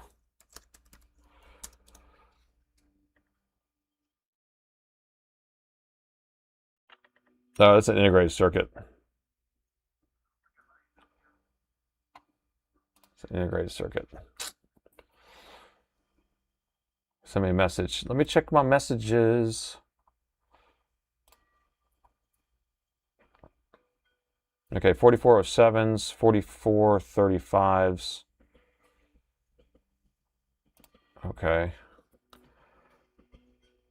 So Lead Farmer sent me a little list here of some stuff here. So we can look for 4407s or 4435s. Okay, well, I have a bunch of boards we can look for those on then. But we can also just look around on the same board. We have the other board sitting right here too. I bet we'll find something. I don't want to sit here and dwell and keep searching over and over again for stuff. But so there's another 4800. There's a lot of BIOS chips around here. 4434. We need a 35. Here's 4172. 6676.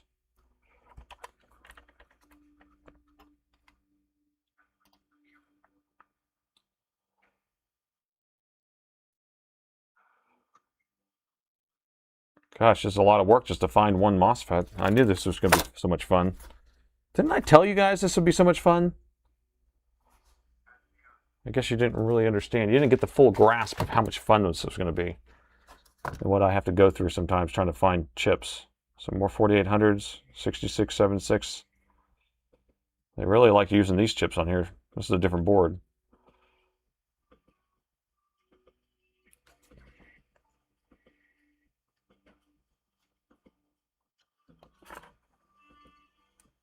Is that 40? What was that? Is that a 5 or a 6? What is that? 4386. Not going to work. Not going to work here anymore.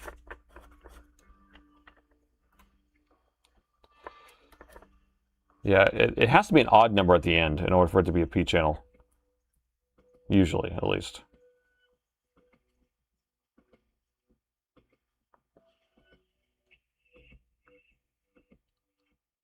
Yep. Having fun now. That's why donor boards are nice. What is that? 90s. Gosh, there's so many MOSFETs, but so little P channels. Why did Alienware want to put a P channel in there? 76s. It's like they use the same ones everywhere. Okay, I'm going to go grab another board.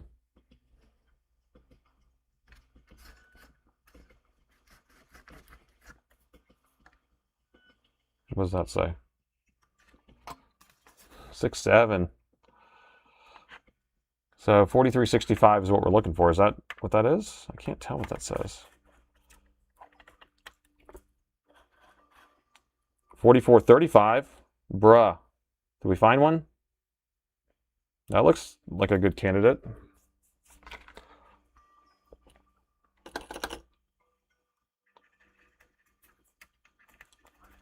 It says 4435. What's this one?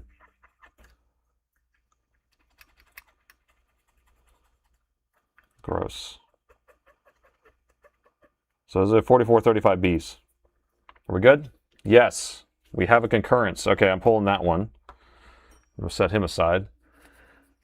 We don't need both of those because the other one is going to be a dual MOSFET, right?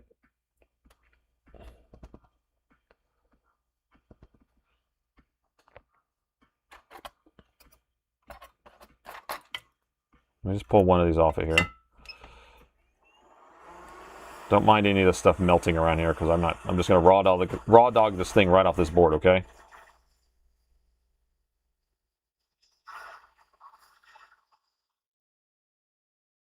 Q60 is a dual. Okay, so what am I going to be looking for the dual? Is it a P channel or N channel? Let's get going. Oh, light your burning plastic candle. Oh, I don't have my air on either. Oh, come on, just get this thing off of here. I'm already committed. Oh, gosh, I can't breathe. Can't breathe.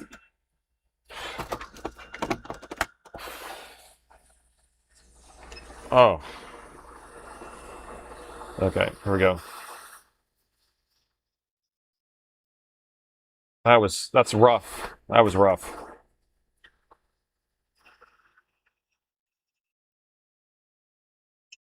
Fume extractor engaged. Okay, so sorry, I missed. Is it the dual MOSFET an N channel or P channel? And what number should I be looking for? Okay, I got that one. Okay, so we have those two components. Woo! All right, so the other one that we took off of here was actually exploded. So we don't know what it was, but the schematic reveals all, right? Wherever the schematic is.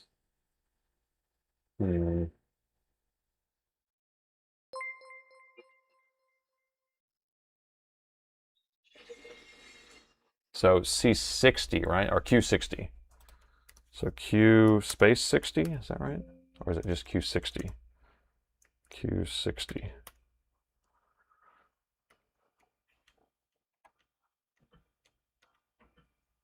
Okay, Q60 says, oop, it's a dual. So Q60A and B, so this is all in one package.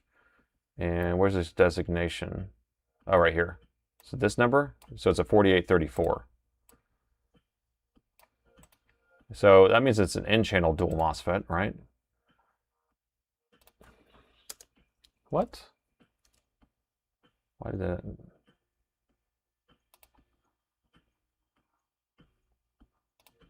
Jumping Jiminy Crickets, what's going on here?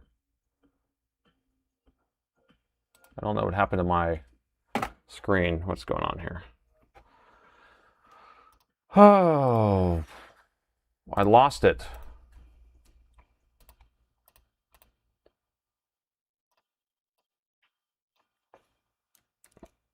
Okay.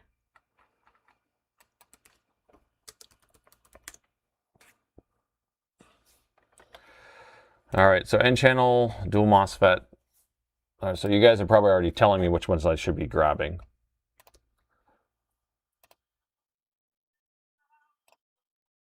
Okay, so 4834, bad copy and paste. I think it was a bad copy and paste, yeah.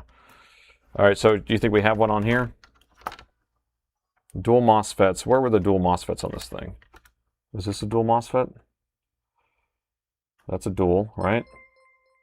Looks very dually. Maybe not. 1, 2. That ends in a 3. 4396 DY. 4936 DY. Did we have one of those on this board that we already looked at earlier? Time for another beer. Oh, I need some more coffee. Shoot, my coffee's just sitting here. Today's your birthday. Circuits Breaker's birthday today. How long has this been? 2 hours. Okay. Ignore it, please. Ignore it. Okay, so did we already see one? I can't remember if we looked through here and saw a dual MOSFET or not. So I need somebody to say, yes, we did. No, we didn't. This one looks dually. Center legs. That leg. No, it's not those two. No. We got to find a board that has it on there. Happy birthday, Circuit. Yes, I need the hydro. I probably should drink some water, too. I probably should huff some more plastic melting fumes. I wish I could hand this off to somebody and have them go find the freaking dual MOSFET for me while I drink some water.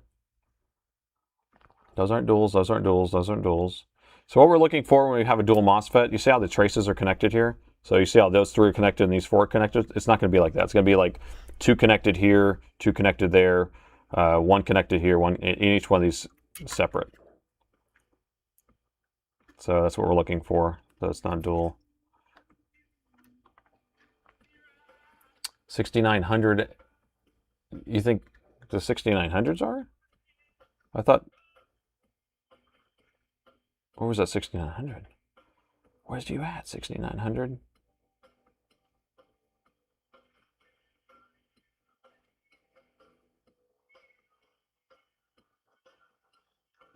Should I go back to the other board?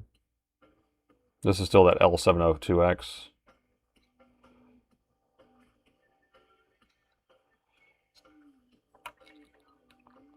All right, I'm going to switch boards. Two separate gate pins. Not the 6900. He said 69.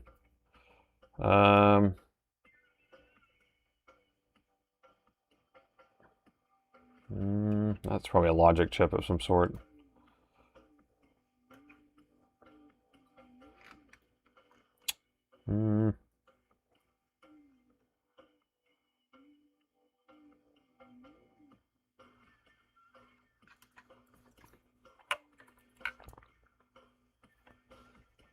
What's this? LM358. Got leg. I can't tell what these are connected to though. But LM, that doesn't seem like it would be a MOSFET at all. So 4936, 4822s, 4824s. That's an op amp, okay.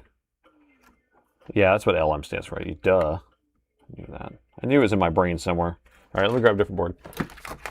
We're getting closer, people. It's closer to failure, I'm sure, because when we put that stuff back on, there's going to be something else wrong. Closer to failure.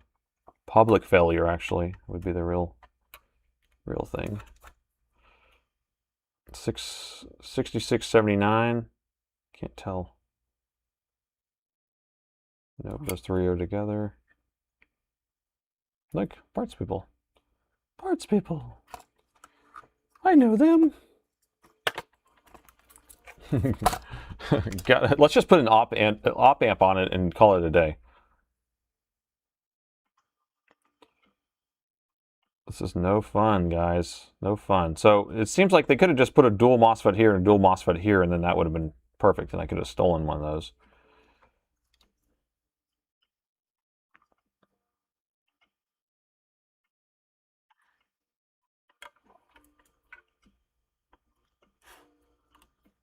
Again, it's like tying in the middle and then that leg right there. That's just a weird, so that's just like a dual transistor or something. It says U. It says U next to it instead of Q. If it was a... wait, 4466s? Did you see 4466s? ¿Dónde estás ustedes? 4800.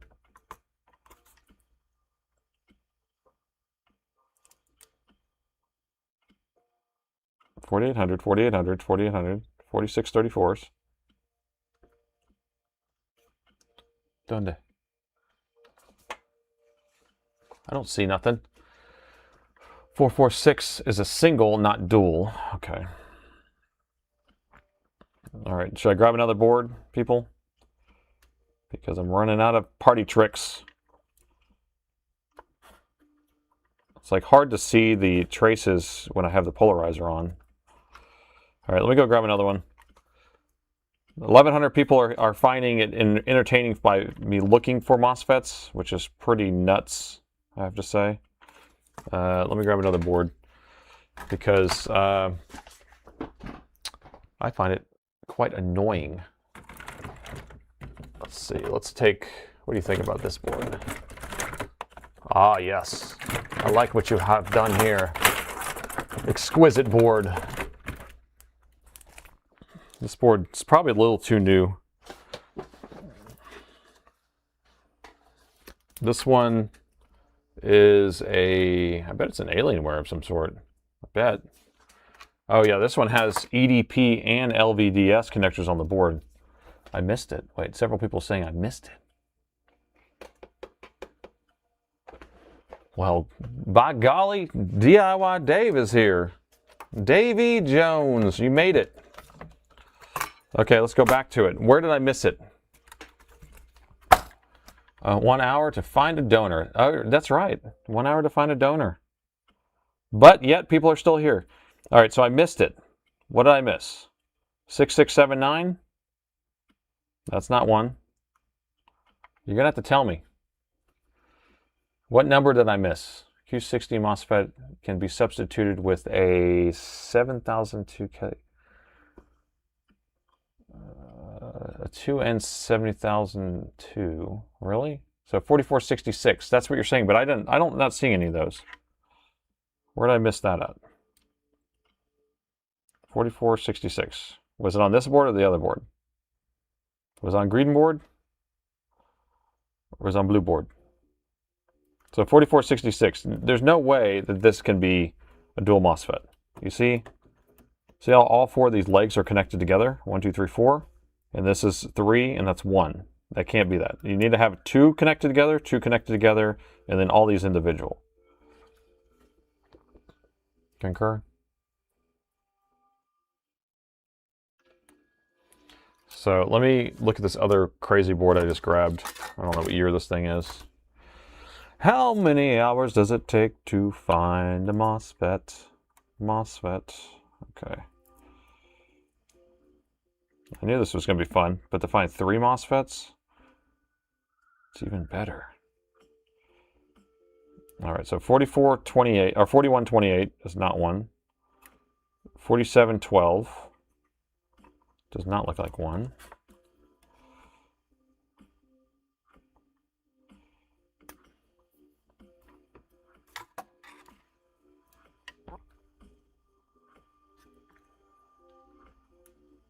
And this is a 2.5 chip, so it has some sort of flash storage in it. That's not going to be it.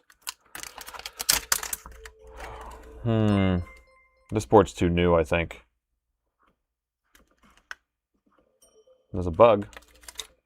So separately, the dual MOSFETs are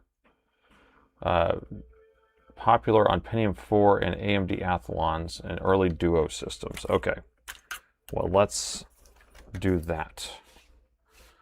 Let's get something that represents. I might need to go out to the warehouse though. Grab something. Find something from stock. Go grab an old D600 or something. Pentium board. I don't know if I have a Pentium board up here. I doubt I do. What the hell is this board? This board looks pretty old.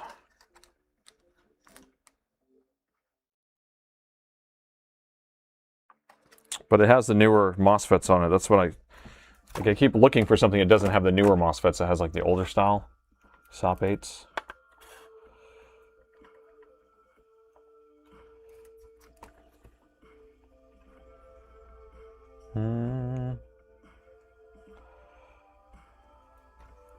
Wow, I can't believe we're not even finding like one dual MOSFET. I wish we could just put one of these on there. I have those dual MOSFETs in stock. I bet we could. Do you think we could? Can we just put a dual MOSFET on that's the regular package, one of these packages? Is the pinout the same? Because will it fit, is the question. So the issue that we're having right here, yeah, it will fit on there. Is it the right pinout?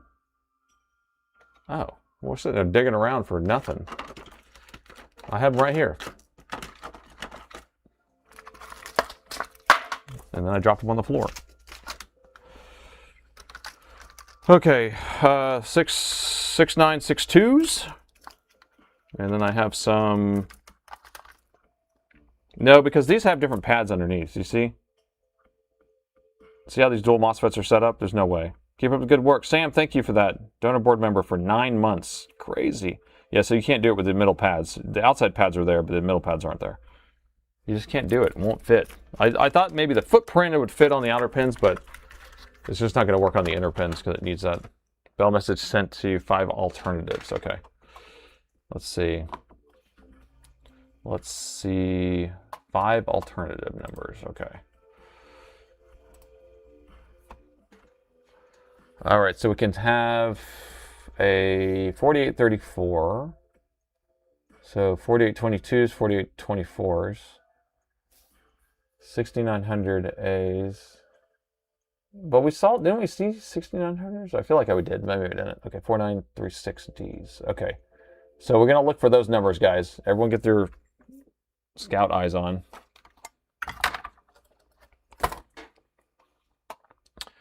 All right, so 4822 to 4824, 6900s. 69, man. So we have to use these other ones, though. He said 69. Okay.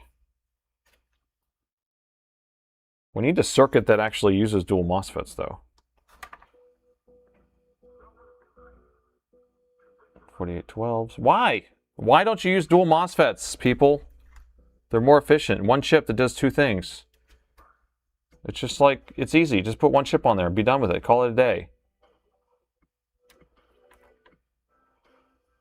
6679. Okay, I gotta grab a different board again. This is getting old.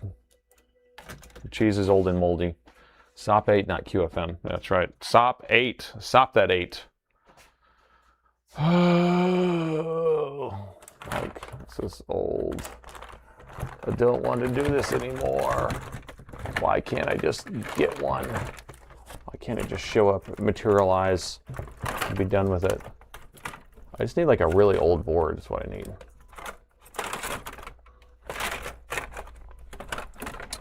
What's this piece of crap? This piece of crap, DDR3 piece of crap, doesn't have any MOSFETs on it. I don't understand how you can have a board that doesn't have any MOSFETs on it. But maybe these low power boards have less MOSFETs. So they're all dual MOSFETs. Maybe that's the trick. Right? So this board does not look like it has even any MOSFETs on it.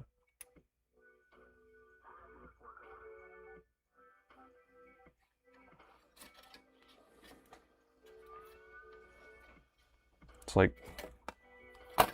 oh yeah, it has these baby dual MOSFETs or baby MOSFETs everywhere.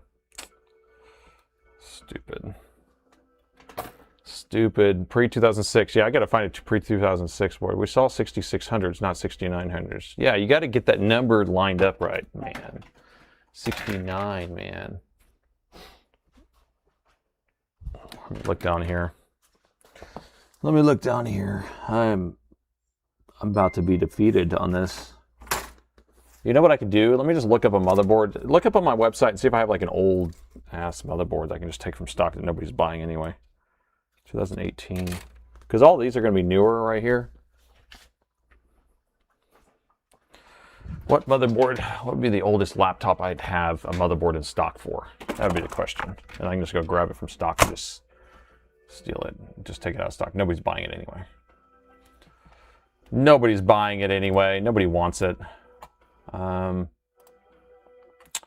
Let's see, like a I definitely don't have a D600 motherboard. And D610.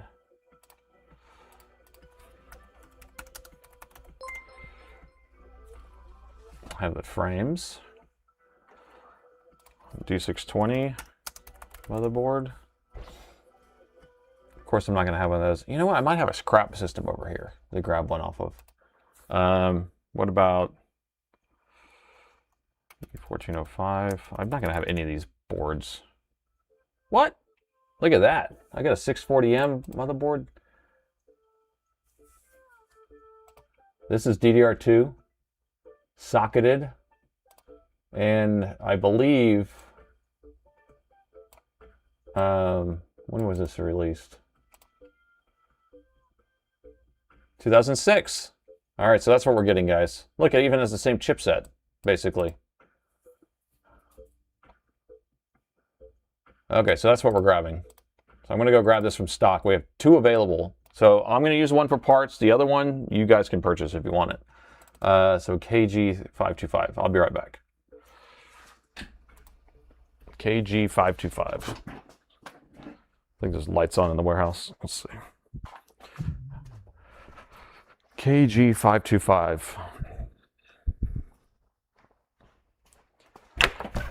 KG525. We're going to go far back. The audio is probably going to cut out because I have to walk all the way to the very back of the warehouse for this. KG525. KG. Where you at? Where you at, buddy?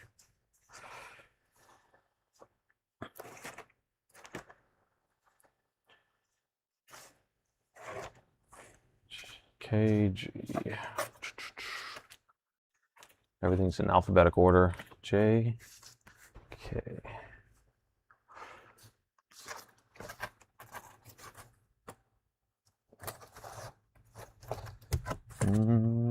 Getting closer. KG.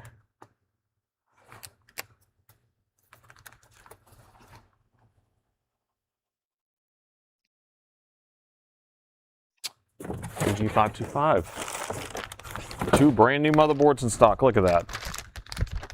Brand new. All right, so I got another motherboard from the actual time period.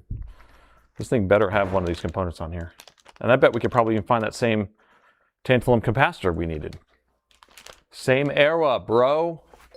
We can get everything we need from this. Everything we need. So this is an E1405, is that what it was? I don't even have a label on this. So produced in 2006, similar. Excellent find. So look, even the same color of board, same technology. Ooh, it even came with a daughter board. Very nice of me. All right, so I'm going to take one of those out of stock, and then the other one you guys can purchase. You guys can have it.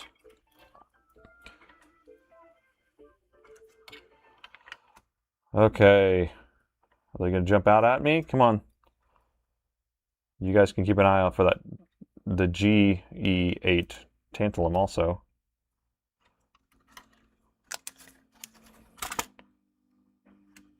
I don't see any components on here. Oh, more 4800s, just what we always wanted. I think we've already seen enough 4800s for the rest of my life. 6990s. It's the same chips on all these boards. Why? Why, engineers? What are you doing? Was this really a good find? That's all the... Is that it? Is that it? Really? All that excitement for nothing? I was really excited about this one. Ah. Aha. Oh, yes. More. More of the same. 4800s, 4800s. Dude, you're killing me, Smalls. 4435. Look, there's that the P channel we needed. There's a P channel right there. N channel word. Spare an 8600. Do I have any of those boards? I don't think I would. Like more P channels. They're coming out of my earballs. 62s, what are those? More chips that I can't use. Okay, did we lose on this one? I feel like we lost. Do we need to just put a wire across that or what? What can we do? How can we hack it to use a dual MOSFET there? I don't know, dude. How can there not be dual MOSFETs on these things? Why? Why would someone not put a dual MOSFET on a machine, but then they put it on these other ones? I'm getting irritated now. Trying to find a dual MOSFET to replace that one that blew up has just been a nightmare at this point. So we found one MOSFET that was blown. We got that one here. We have some sort of kind of makeshift tantalum that we're going to replace that other one that blew up, but we're still looking for a dual MOSFET that doesn't match, and we just can't find the match. What should I do now, guys? Connect two MOSFETs in parallel? Is there a way to hack that dual MOSFET, the other package, the Winsome package, or the call Soren, have him do it? I've seen him do some crazy, like almost like a bridge where he like built it up into a church. Take it off, run it without it. Well, it's off right now. Might have something to do with the power required in it. Okay, let's measure. I mean, because this is creating some sort of power rail. Let's just make sure all these shorts are gone too, because we didn't even check that after we moved that. So we don't have a short there anymore. We still have 143 ohms there. We still have 27 ohms there. We still have 180 ohms on this one. So we might still even be in crazy land problems. And here's another dual right here. Look, see the setup of this one? This is a dual MOSFET. So you have two legs here and two legs there. And then these are individual. Okay? And what number is this guy? So it's 6982. So that's probably what this other one was a 6982. Which you probably already knew that, but it's probably the schematic told me that, I bet. Yeah, so 6982. Is there a way to steal one from somewhere else? What other thing can I steal it from? Pretty irritated right now. Pretty irritated. I wanted to hook this thing up. I can't handle this. Just order one and move on. Dennis has it. He has it in his bag there. Just order one and move on. I want to put one of these op amps on there. That's what I want to do. Dual MOSFET. Dual MOSFET. Dual MOSFET. What can we do? Yeah, this is getting old. Getting old. Let me look at an AMD system like you guys were saying. So here's a lower power AMD system. But Pentium is harder to find. And then I know some of these older XPSs here use them.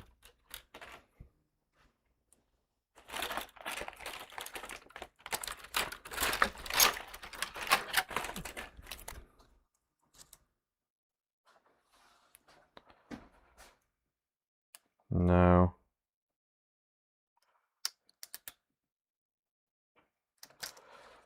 Okay, yeah, I might have to, I don't know. Can we just jump a wire across it? No, because it needs to create the power rail. That's what we're trying to do. Can we inject the voltage that it needs? Is it a 3-volt power rail? All right, so let's just put a voltage regulator there. Let's just do that. How many amps do you think is going to be going through that? You caught the thing live. Benny, thank you. Can I just make a 3-volt power rail that connects to that? I'm just trying to think. How many amps are going to be going through there? I probably have some sort of something I can create the power rail with. It's 10 for $2 or $4. I know I can order one. It's just like I would rather just get it done. Just put it up front in front of my museum. I want to fix it though. I want to get a picture. I can't believe. An Athlon 1800. Good look back here. Okay, so 4834, 40. So this is the good list that Led's giving me here. Okay, let's do a search in the schematics just in case. So let's do that, like he was saying. So I'm just going to take one of these, and we're going to call. I'm going to copy all those and put it in my notepad for a second.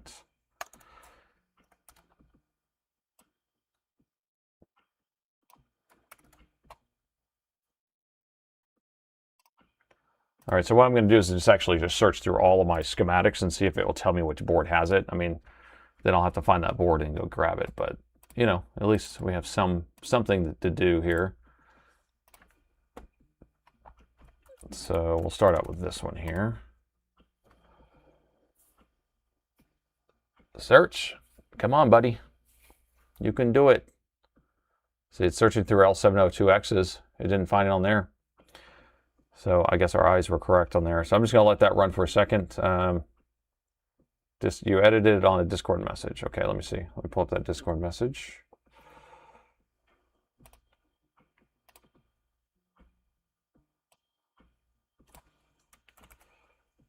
I'm going to copy it into a list here, and then I can use it.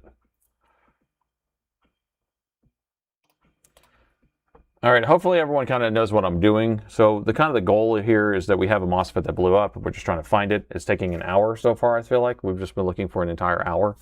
Just trying to find one MOSFET to put onto this board. And because it's a dual MOSFET, it's actually switching back and forth, and it's creating a power rail. So it's taking the high side and the low side MOSFET, switching it back and forth like that, and allowing it to produce a 3-volt power rail that comes out. It's going to be on this circuit here. Where do we have that circuit at? I think it's right there. Yeah, so it's right here. So it's these two MOSFETs are working together. And did we figure out? I thought it was a 3-volt. Maybe it wasn't 3-volt. Oh, it's the 3-volt and 5-volt?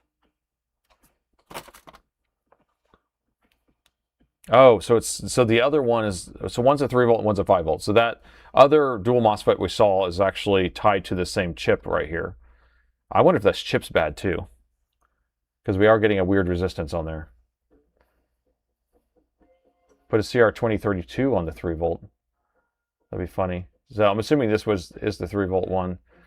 That'd be funny if we just put it, I mean, I could put a power supply on it and just solder it on there and just put power to it.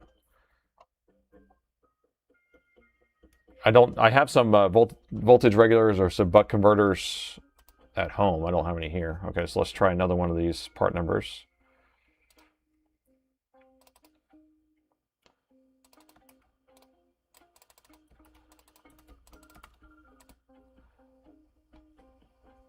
I'm just trying to search through all these things. Yeah, what if UL or U7 is defective? I mean, I think it's a high likelihood we do have more stuff that blew up anyway, so.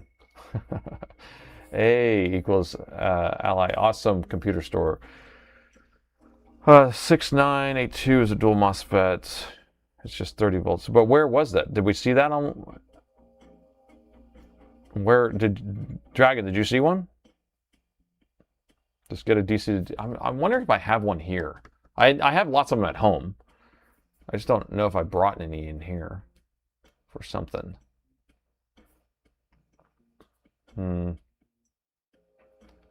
Drop-in replacements are these other ones. So this is the list I'm starting to build here, our drop-in replacements. Still hasn't found any on that search. Let's find another one here. 34s. Okay. We just saw we saw a few? A few?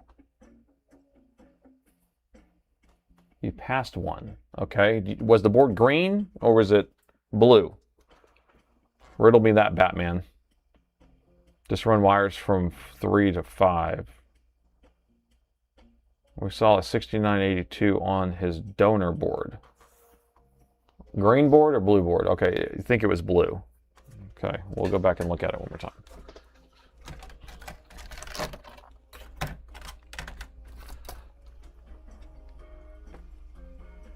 I mean, hopefully people are still entertained by this. We've got enough people here, but okay, so let's see. We'll start down here again. So 6982 is what I need people to see. So none of those are 6982s. We're looking at the numbers at the top here. So I'm going to come over here, 4800. The camera too reflective. Let me dim it. Let's back this way. It works better for me, but so 4772, 4634.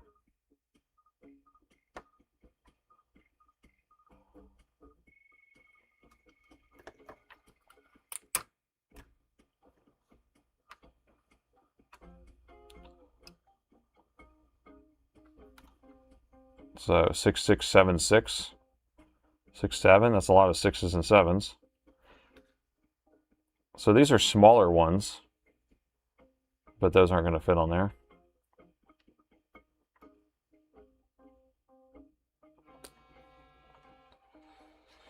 We got a potential fraud call calling in. Should we answer it together? Let's see. Potential fraud.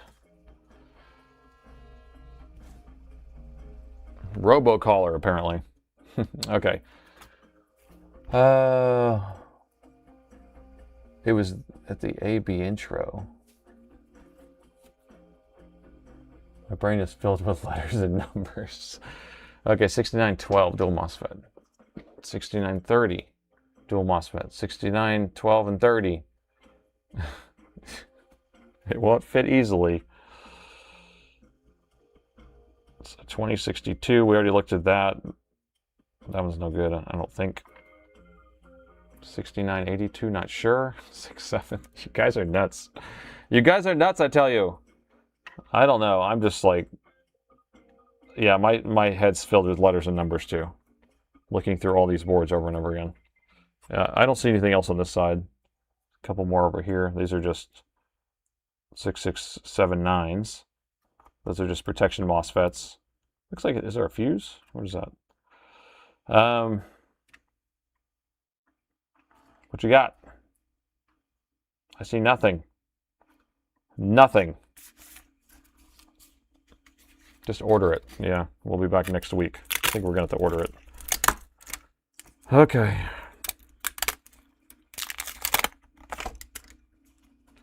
Order it.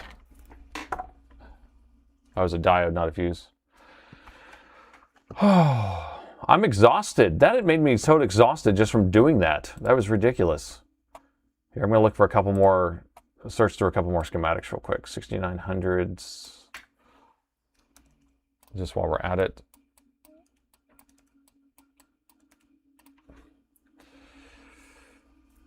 Okay, let's see what else.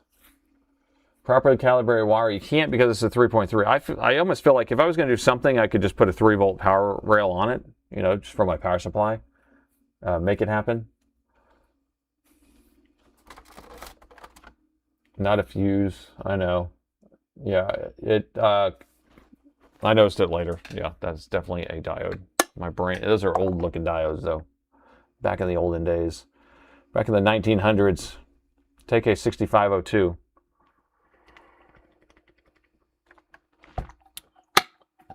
Search numbers only. Okay, we'll try that. 69 only.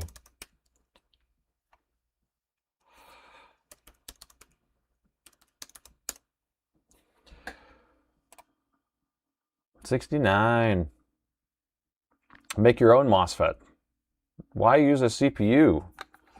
What's that question? 6502. Oh, the Motorola CPU. 6502. Yeah, that's. You're just using numbers now.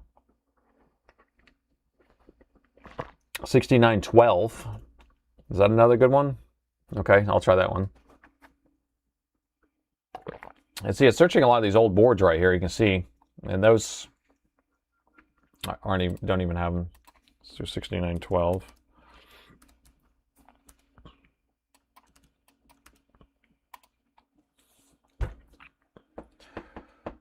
Did you download a schematic for the blue board? No. But the blue board, I don't think has a dual MOSFET on it because we looked everywhere.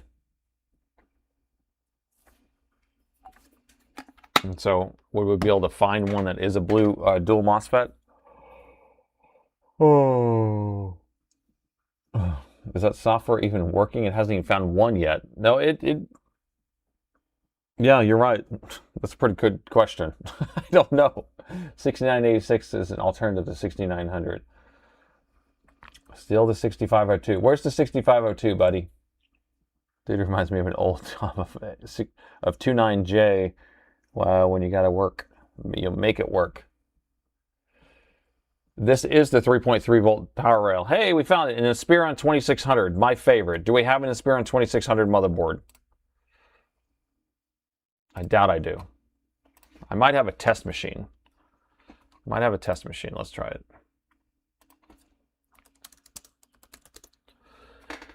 I have an Inspiron 2600 motherboard. I do, for $11. I have one in stock, bro.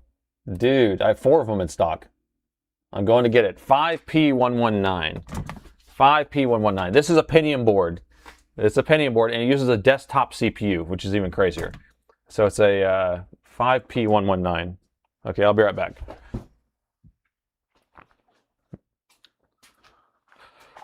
5P119. Crazy. Okay, well, it finally worked. We're going to do this, guys. And I can't believe I have an old motherboard. 5P119. No, this one's even further back in the warehouse. 5P119. To the back. Near the. Somebody wants to buy it at some point, right? Somebody will buy it. 5P.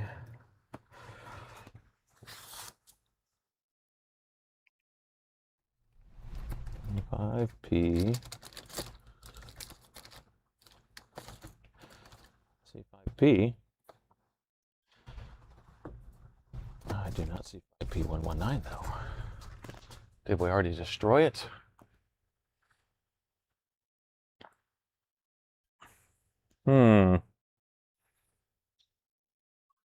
Interesting.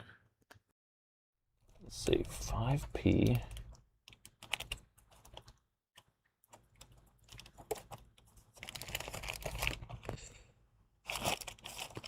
I don't see it here, guys.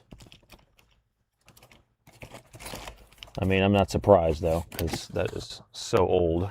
It's probably in a... stuff into other parts of the warehouse for that. 5P119, or it's in its own box somewhere. The wrong number.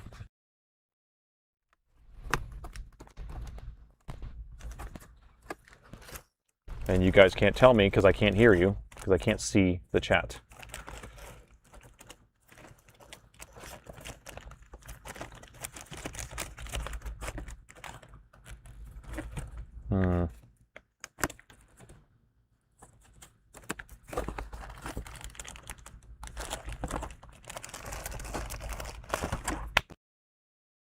Let me go back and look it up and see if I can find. Maybe it's in a different location. That's the only thing I can think of. There's 4 of them, so it's not like it's, I don't know. And it's not like it's a onesie, it's 4. And our stock's usually 100% right. It's just whether the location is correct. I just did it in alphabetical order, but we have a shelf number and it will tell me where it is. I just didn't check the shelf number. So we'll see. Okay, it's only 11 bucks though. 12 bucks.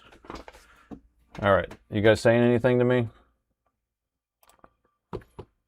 Was I even saying the part number right? That's really the good question. 5P119. Was I in the 5s? I was. 5P. Okay, let me look up in the back in my inventory system and tell me where it's located, what shelf it's on.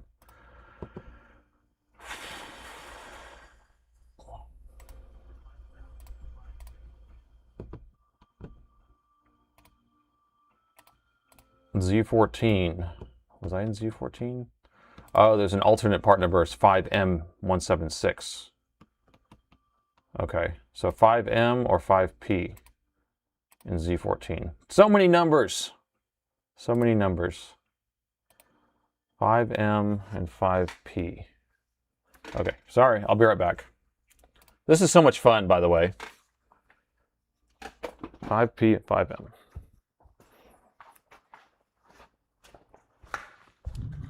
5P, 5M, 176, 119,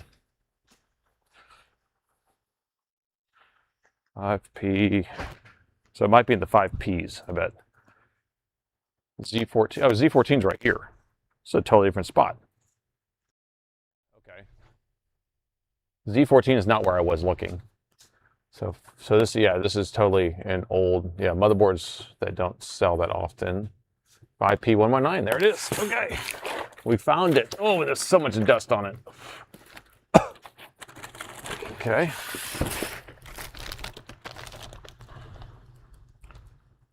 IP119. Found it. You guys, you wanted this motherboard, you got it.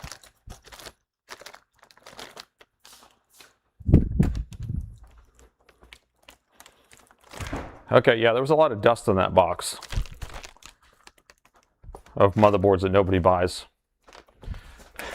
Found it. Okay. All right, we got our 5P119. It was in a totally different location. That's why we have like mapping systems that will tell me where parts are.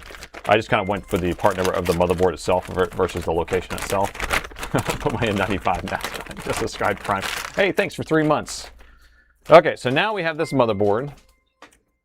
This is called an Inspiron 2600. So this is a very, very cheap Inspiron that they made, but it was used a socketed desktop style CPU, Pentium 4.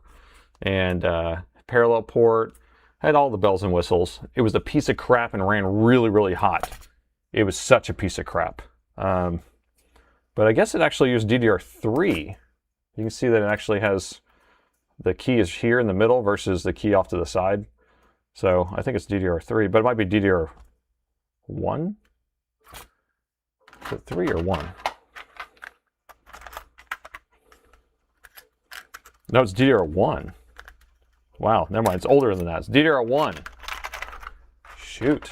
Shoot. All right, this thing takes DDR1. That's crazy. That's crazy. What year did this thing come out? So look it up. Inspiron 2600 release date or something like that. I think this thing came out in like 2004, probably. 2005. And yes, I still have brand new motherboards in stock. You guys, you underestimate me. You underestimate my trickiness. So 6912 is what we're looking for. Or 1893. What did I just search for on here?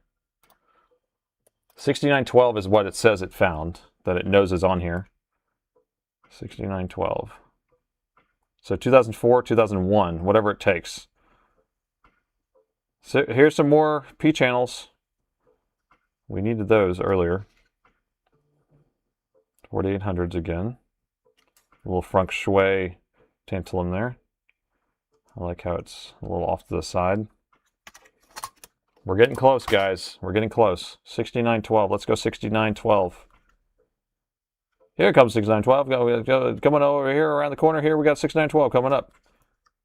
I can't do a fast talk. 4835s, 4835. So they only use P channel on this. Where you're going, we're going to use only P channels. 4800s, 4810s, whatever it takes. Okay, now we got to use the schematic to tell me where it's at, I guess, but or board view. All right, I give up. All right, so we're going to pull it up here. So this is going to be, oh no, it's a schematic though. So 6900 or Inspiron 2600. So I have to go find a Inspiron 2600 schematic. Did someone bell me? 4835B works. What? I thought we saw 4835s on the other board.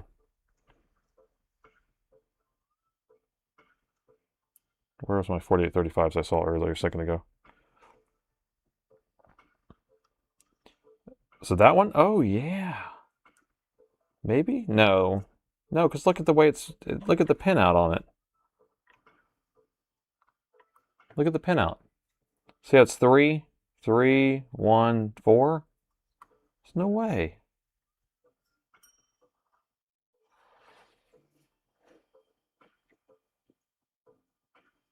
$48.35 works.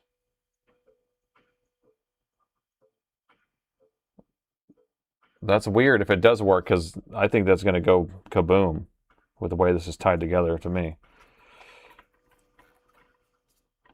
That will go boom boom. It will go to the boom boom room. Why can't we find the 6900? 6912. 4810? Nope. I was getting really excited on this, and now it's like womp womp. Just find it. Should just pop out. Oh my gosh. I know, we keep finding P channels. P channels will work, but right now we're past P channel. We already did our P. Now we're looking for our dual, which is 6912. Look for 6912.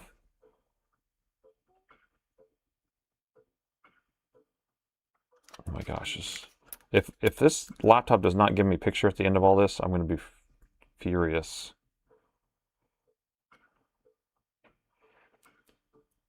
Hey, you know what? There's a chance that I searched for 6900 or 6912 and it lit up something else. So let's pull up the schematic. Dual in the early 2000s? Question mark. I know 2006 had it. I mean, I'm impressed. I'm impressed. I don't know. I don't know. I don't know. I don't know. Oh, okay. So 6912. Find 6912.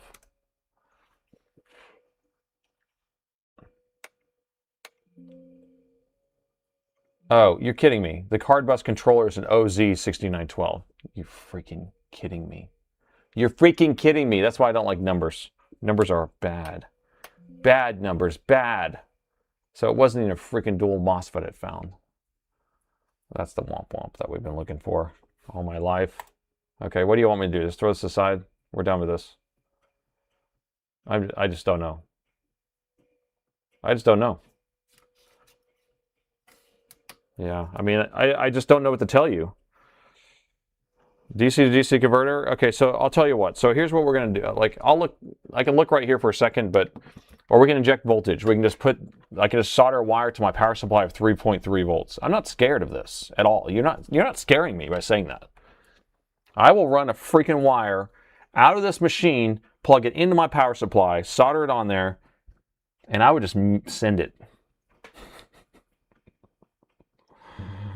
Oh my gosh. Was there a GJ8? I don't know. That would be pretty good. Is it in the schematic? GJ8. Find GJ8. Execute. No. Is there a J? Wait, it's not GJ8. No, it's GE. What are the numbers again? You're messing my brain up. That's supposed to be GE8. GE8. GE8. Go. There's no GE8 or JE8. Okay. I quit. Okay. JE8. Yeah, you guys fixed it. Okay, Frankenstein it. Y'all want me to Frankenstein it? I don't care. I'll do it. Send it. Light it on fire. Send it. Because the thing is that all that's going to happen is this is either going to work or it's not going to work. And if it doesn't work, I still just put it inside my museum up front. I don't really care. So I don't care if it works or not. Where we're going, it doesn't need to work. Wait, 4800s are not, they're in channel. They should function. But we need a dual channel, a dual one of those. Wire to 3.3 and go. Frankenstein it. Okay. Okay, so here's what we're going to do is I'm just going to put these two components on that were blown. And then I'm going to send it with an actual power supply, external power supply. GE8. I thought dual MOSFET created 3.3 and 5. Now what it does, the dual MOSFET creates the 3.3 and creates the 5, and then there's a logic chip that controls both of those. So this is, oh, sorry, can't see. This is a 3.3, this is a dual MOSFET that does the 5.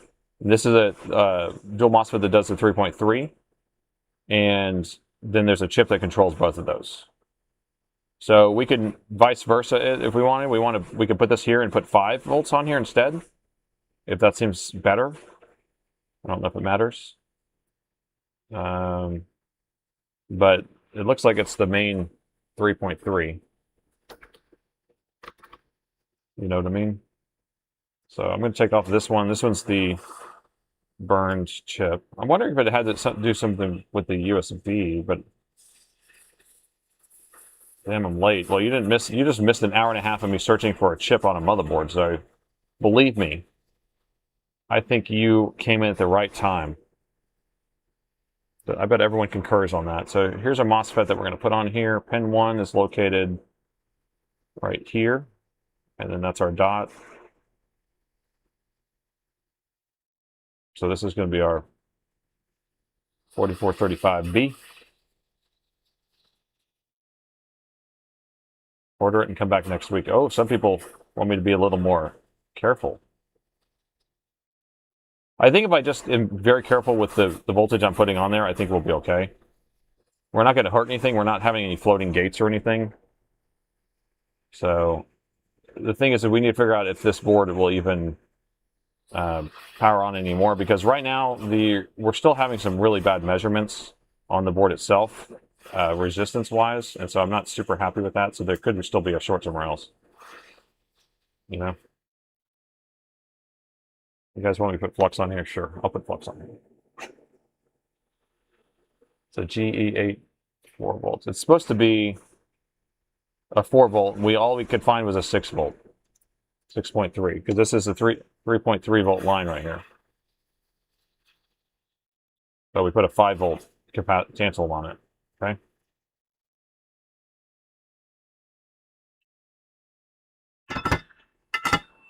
You get what I'm saying? You picking up what I'm setting down?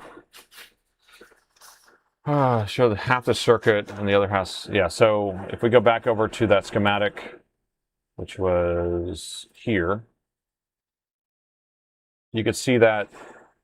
Oh, let me get it lined up. We have this chip in the middle. We have our 3.3. This is a dual MOSFET, so it actually has 2 portions to it. So there's A and B. So Q60A, Q60B. So this is one package. And then over here, here's another package. And then we have a chip that controls it. So this is the one that's blowed up, and I have it off the board. This one's still there. And so what I was saying is, we can just inject the 3.3 here on this inductor. That's where I'm going to put it. And then on this side, this one will be running like normal. And that's what I'm going to do, because I'm crazy.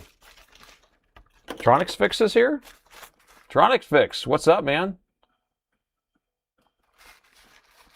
How you doing, buddy?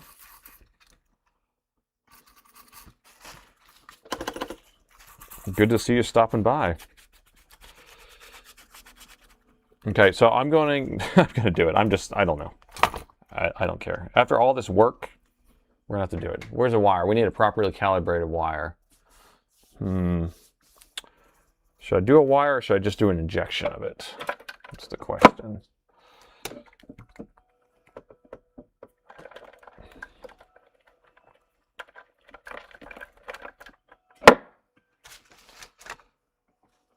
All right, let me see what we can come up with here. Oh, we're just going to take a wire. Maybe we should do a really thin wire so it burns out. But if I just inject it and poke it into the spot, then we can just have it come on momentarily. So that might be safer. And all I'm going to do is try to power it on and see if the CPU gets hot under the thermal camera. So I have some thin wires that we can actually use.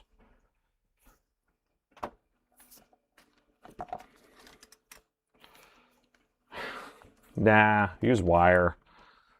So if I use wire, then I'll use those leads, and then I can just clip onto it.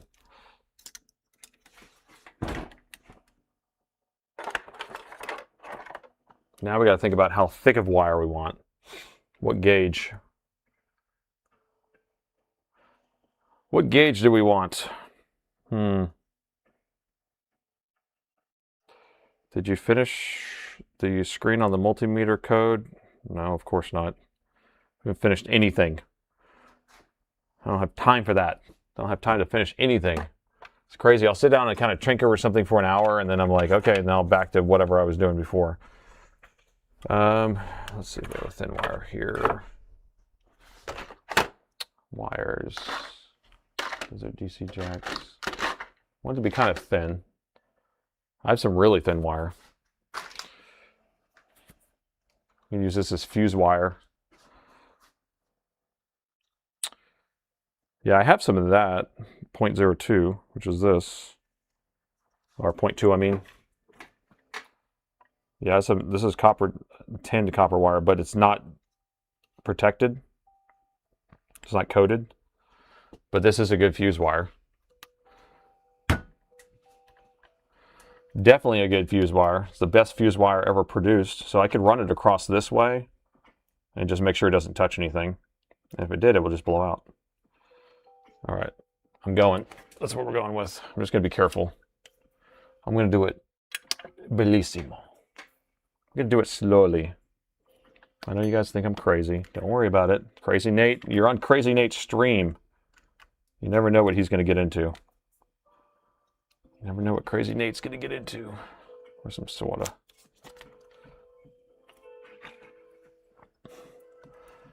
The thinner the wire, the better. Insulated wire is overrated. Who needs that? Where we're going, we don't need insulated wire. Do we need a feedback circuit? I don't know. I think it's okay.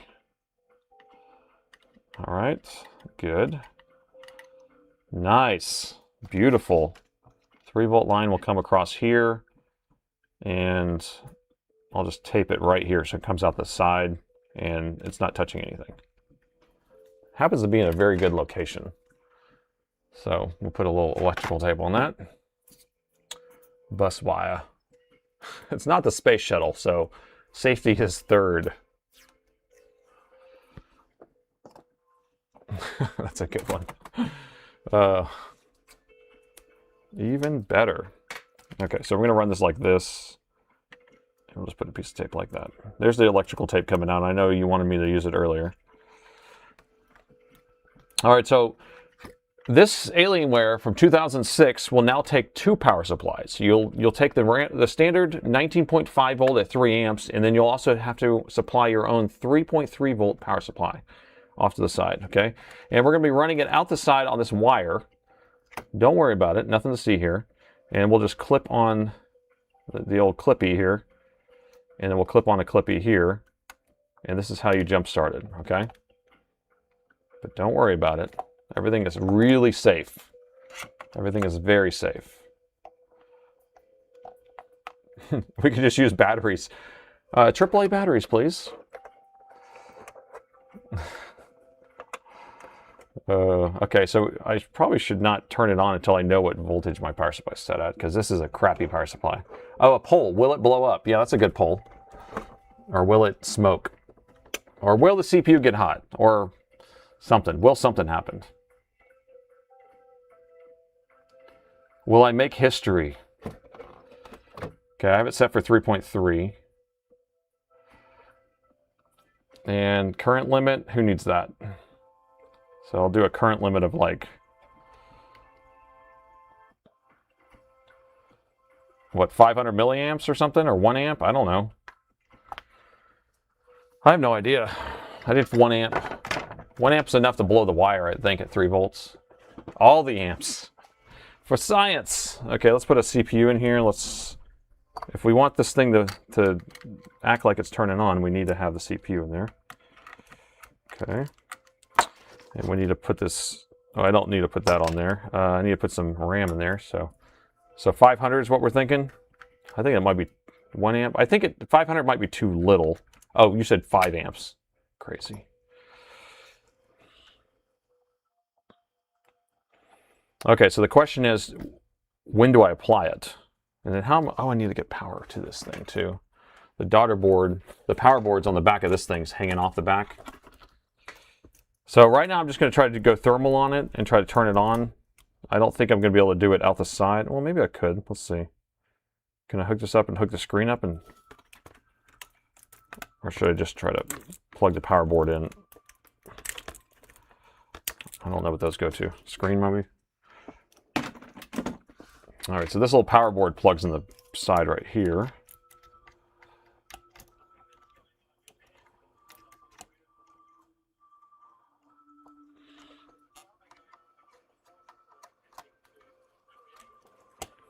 Okay, so I'm going to start out just plugging power into it without having the 3.3 on. Okay. So we're going to go thermal though when we do this. I'm going to put the power meter back up on the board.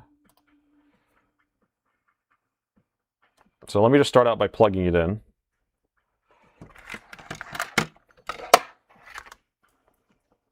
1.21 gigawatts.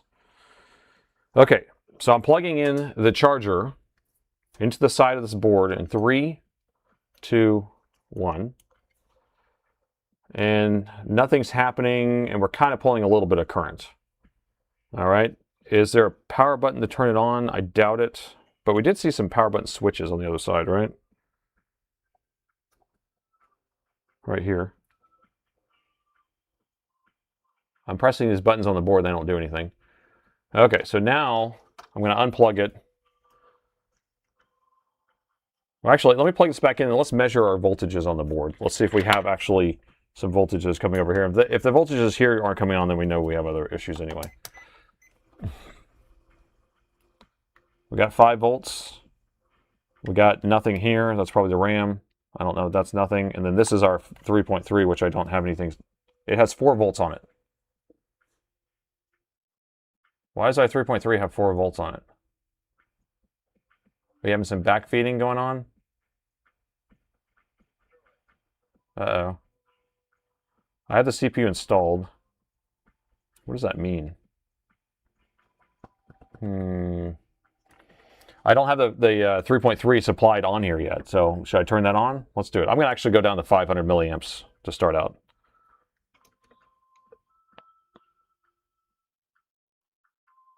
All right, so 3.3 at 5 volt, 500 milliamps. I'm going to apply it right here, right now. 3, 2, 1. There you have it. Hold on, 3, 2, 1. Okay, so it's not pulling any current from the power supply. And then our voltage went up there. We're at 3.3.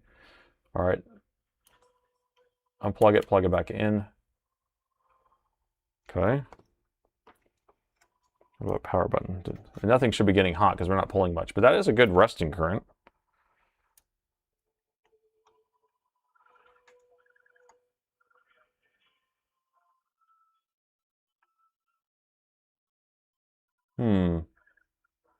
C505 looks... Should be looking at it. Let's just look up over the board real quick, just to make sure we're not getting anything hot anywhere. I don't see anything going on there. Let me figure out how the power button works. The power button is a connection. I'm just trying to figure out the connection on this power button here.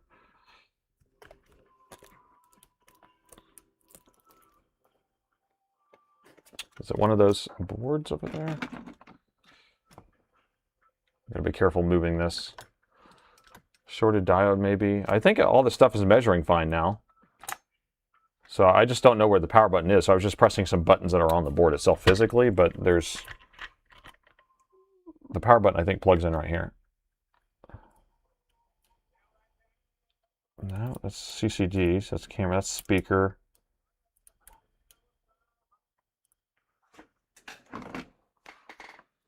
The power button is physically on the board. So when I press this right here, it's actually a physical button. And it runs to the center of the board, maybe?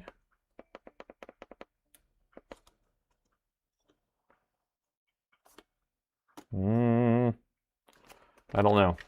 Here's what I'm trying to figure out. So I have this power button here. It's like built on there. But these cables all plug in right here. These 3 cables. And then this power button, I don't know if it routes this way. This is the Wi-Fi antenna, and then this is 5 plugs, but where does that go? Where's the Wi-Fi? It's on the back side of the board. Maybe it's over here. Is that it? Yeah, Wi-Fi. So I bet the power button's right there. Let's see if that's the power button. Is the coil okay? I don't know. What do you think? Is that the power button? Looks very power button-y. J-A... something. All right. It has a CPU. I put the CPU in. I put the RAM in, so we're good. I'm just trying to find the power button. 3.2. Ground. I don't know what that is. Nothing. Don't know what that is. Nothing. Okay, so do you think it's these 2?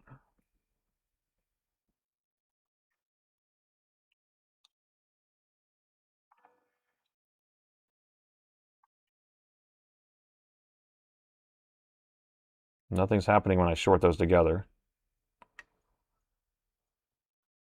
Do we need to flash the BIOS? 1.5 hours. Was it 1.5 hours looking for the MOSFET? I hope not.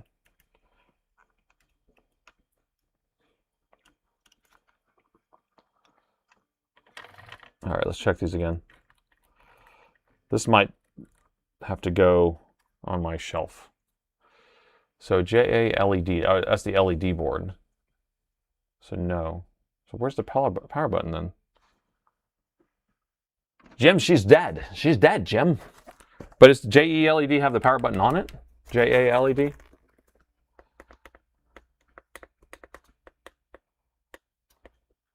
Has to have a power button somewhere.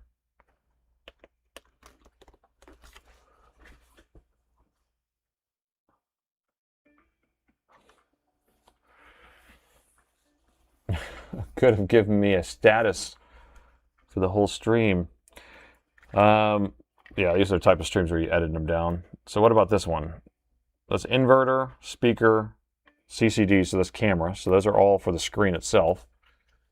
Check the service manual. Oh, service manual might show it. You're right. You guys are so smart. You're so smart. All right. What are we looking at here? Mainboard. Socketed CPU. Line in.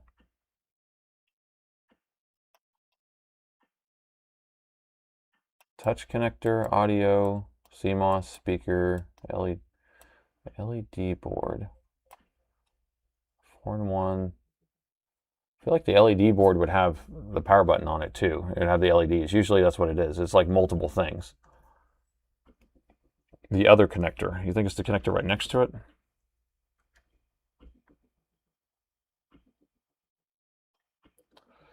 So you think it's, let's see, this connector. Let's see if they're labeled. Why aren't these connectors labeled right here?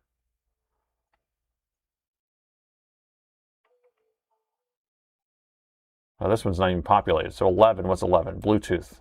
So this bigger one's 11. So what's this one that's not even populated on this stupid thing? You're killing me, Smalls. Okay.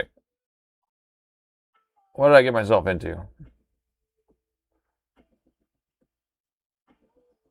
Oh, so this must be a different version of the board.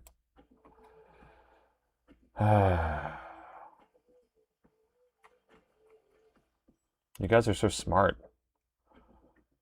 Trolling over 9,000. Oh, I wanted to give you a little update too, by the way, guys. So for sure. So you remember Dr. Sonic, who donated all those subs? That was not real. All those memberships. So everyone got their memberships apparently, but nobody, it wasn't real. I think he got it kicked back or whatever. Yeah, because everyone's already, they're done with their memberships. I never got paid for it. It wasn't a real gifted sub thing. Yeah, that's the way it works sometimes. So we need to do a Control F find. Let me check the schematic for that then. See if we can find it in here.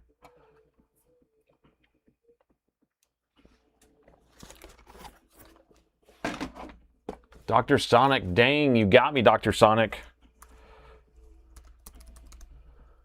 Okay, so JLED, where did that come up as? I don't see it, it's right here, okay. So EC, alien on, so that's the alien head. So these, yeah, definitely is all the alien stuff. So let's do power. Power button. Power button is on C23. GPIO. So let's keep searching for that. Power OK. Not that. Power OK. Power button.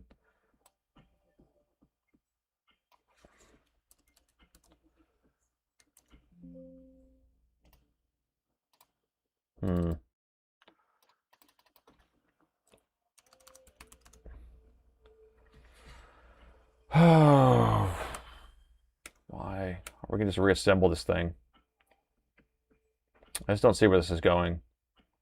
Anybody? Switch 1 and 2? Okay, switch. Let's do that. Switch.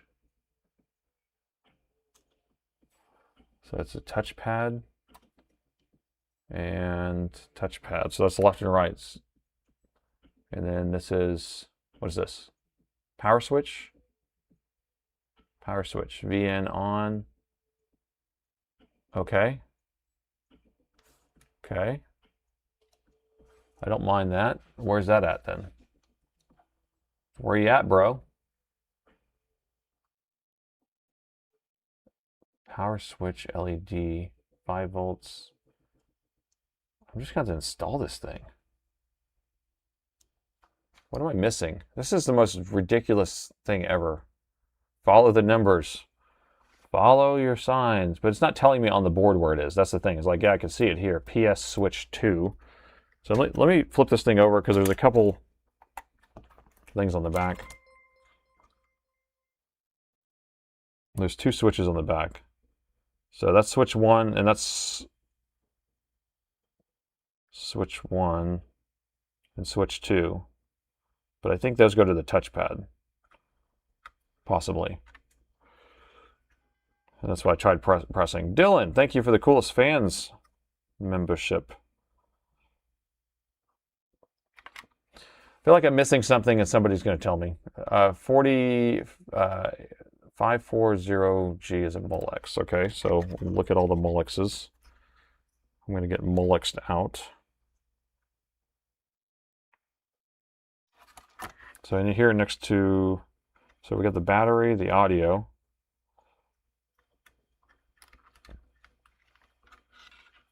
That's the Bluetooth. We saw that. That's the LEDs. Fan.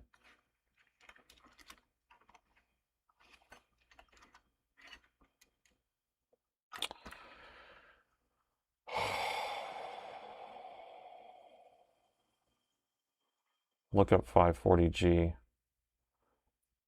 You search for switch 2. So you think it's going to be a switch 2? Oh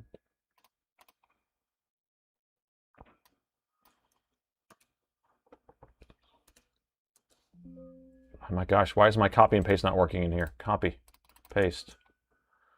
Okay. But this still doesn't tell me where it is. That's the problem. Yeah, I mean, even if it's in the schematic, I'm like, it's not helping me. I just want to see that it's on something else. I want to be able to see something physical on the board and then be able to search for it. So this isn't really telling me anything. Okay, what are you saying? Why not just connect the power button? Yeah, I know. It's been like 20 minutes. I love it. You guys are so smart. No, it's because it's hanging, the wire's hanging out the back. I get it. Yeah, I mean, I was like trying to just do that and I'm losing people. So the problem is because I have this wire hanging out and that's why I worry about it because it's non-coded. But yeah, so if we just try to stick this in here like this and wire it in a way where we're not going to spark anything, release the magic smoke, puff the magic dragon. Correct? It doesn't make sense though. The power button's right here. I could feel the clickiness of the power button. The wire comes somewhere. I mean, is it here? So this is touchpad, this is keyboard. Is it this wire here? This ribbon cable? It is. There's a whole ribbon cable thing that comes across here, it comes over here, it comes over here. So it's going to be on this connector. Oh my God. So much work. So much work. All right. So JHKB. JHKB. It's been like 22 minutes now.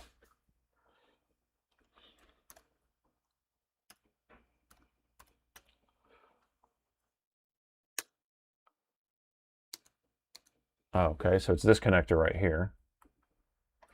All right. Power switch is pin 9er. Power 8 and 9. That's what we need to short together, people. 8 and 9. Okay? Pin 1, 8, 9. We're going to go 1, 2, 3, 4, 5, 6. 5, 6 from that side.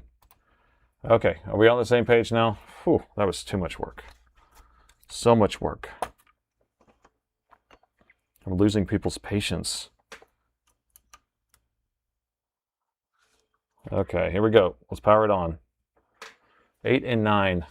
8 and 11. 8 and 9. All right, so 1, 2, 3, 4, 5, 6, 7, 8, and 9. So one's ground and one is not. Okay, so do we have the pulled up here?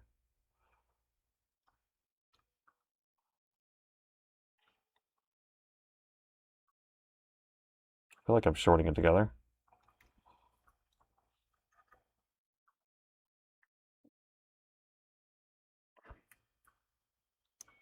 Hold on. I want to make sure I have voltage here. Why don't I have voltage? Okay, 19 volts there. We don't have 3.2 here. Drew resubscribed for 3 months. Thank you so much. Thanks for all the challenges. Oh, I almost shorted that to 19 volts. We don't want that. Okay. So we don't even have 3.3 there. So what are we doing? There's 3.3 here. 1, 2, 3, 4, 5, 6, 7, 8, 9.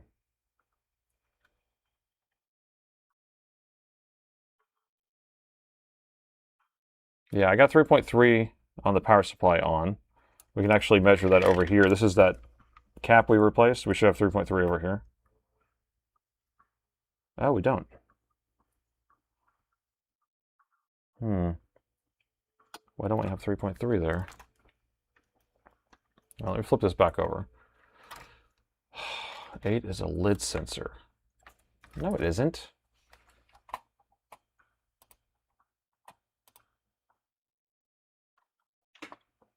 Eight is ground. 8 is ground. 8 and 11 are ground. 9 is the power switch. Are we looking at the same thing? So 9 says power switch. 8 says ground. I don't even know. Lid switch is 11 or 12. Whatever it takes. Over here. I like how you guys keep messing with me. You're messing with me. Messing with my emotions. You're lucky you're my boys. Or we can sit out of court for 20 bucks. Oh, hey, I don't have ground. I didn't have ground hooked up. Now there's your sign. Okay. I had my power supply on, but I did not have the ground hooked up. You guys are supposed to know this stuff, man. So this was not connected. Now we should have 3.2. Now we should have 3.2. Come on. Now we should. Come on. We're not going to do it? You're making me look bad. So I have 3.2 on the wire going in, but I don't have 3.2 here. I do have 3.3 here. Okay, let's check our power switch.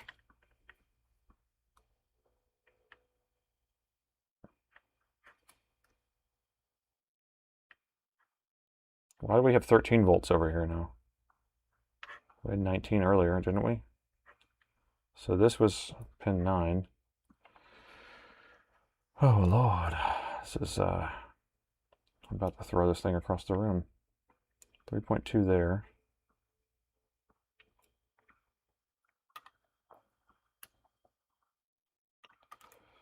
Okay. You guys can't even see it. Nobody switched the camera for me? All that stuff? That's funny. Exclamation point microscope, people, if I don't switch the camera view. Oh, somebody did it. Somebody did it. I need to hydrate. I'm about to throw this thing. Okay, so here's what we're going to do. Nothing. What time is it? I don't know what's going on. I don't know what's going on with that thing, but I think we're going to have to get the right parts for sure instead of injecting the voltage because we might need both sides of that. Calm down, Nate. Calm down.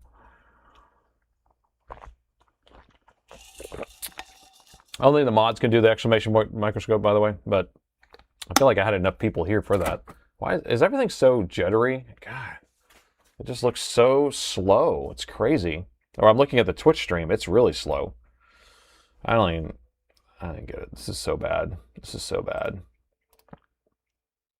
And I'm only using 50% of my GPU. It's been reporting 15 frames per second. What? Huh. Strange. What if I up it to 60 right now live? Let's see what it does.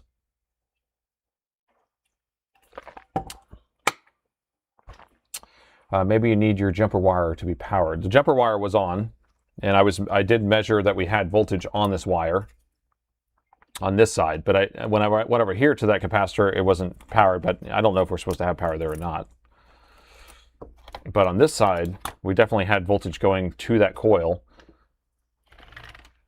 And so this patch right here, if this is a dual MOSFET, this should be 19 volts for the main power rail. This will be the 3.3 on the output. And it will energize this. Now, I was just assuming that those other pads over there were actually 3.3, but I thought they would be. It was 3.3 going into it. We did turn it on. Valiant effort. I think we should just put it back together and put it on the shelf, but I can order the parts too, or keep digging around trying to find one of these parts. I pulled multiple boards from stock that may or may not have had the right part on it. We never ended up putting a new part on there. Is the 3.3 wired good? Yeah, I'll just show you so so you guys can see that the 3.3, I have it on right now. 3.3 is on, right? Or it says 3.0. Oh no, 3.3. Now I'm going to plug in the charger. So now we have the 3.3 still on, and we have our 5 volt here. And then this line, I don't know what it goes to. Probably goes to the RAM.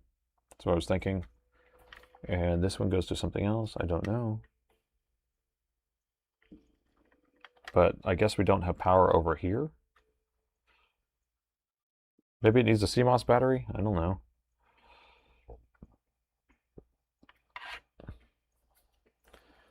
Your end says 1080p 60. I'm not sending 60 frames per second. That's the thing about it. But I wouldn't mind, because my cameras aren't 60. They're only 30. So I tried doing 60s and it didn't make anything better. I wonder if it allows me to change this stuff on the fly. Let me just take a look here. Streaming. Audio, video. Let's see. No. Yeah, so I have my actual... Everything's at 4K here, and then my streaming output's at 1080p, I believe. Wait. Streaming? Yeah, 1080. So I'm sending 1080p 30 is what I should be sending. Bridge the pads on Q60. Well, those are dual MOSFETs, so they're supposed to look like that.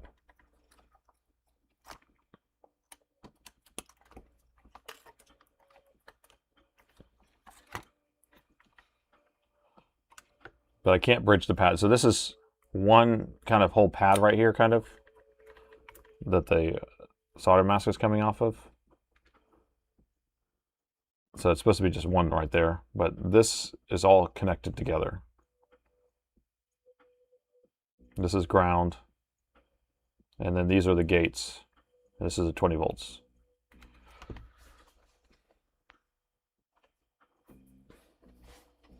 More pixels per second. So yeah, so for YouTube, I'm sending 1080p 30 with 10 megabits, and then for Twitch, I'm sending 1080p 30 with 6 megabits. But I mean, I'm looking at my Twitch feed. Maybe it's just my computer's slow, but it looks like it's like juddering all the way across. When I'm moving my hand like this, it's like judder. It's smooth on my OBS, but maybe it's just maybe I should refresh my Twitch stream. Audio? Yeah, it's totally... Is it smooth on your side on Twitch?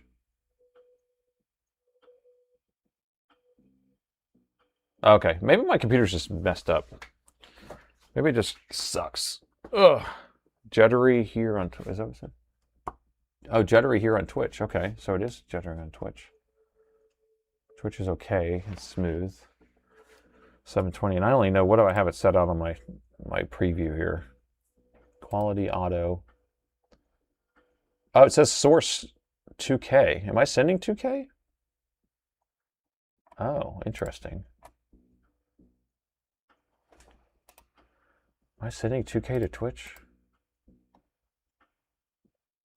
8 megabits. Oh, I'm not downsampling to Twitch. I'm sending a 4K stream, 4K 30 to Twitch.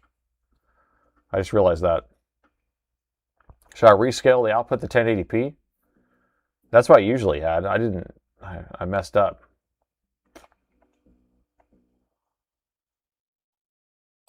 Interesting. Or 1440.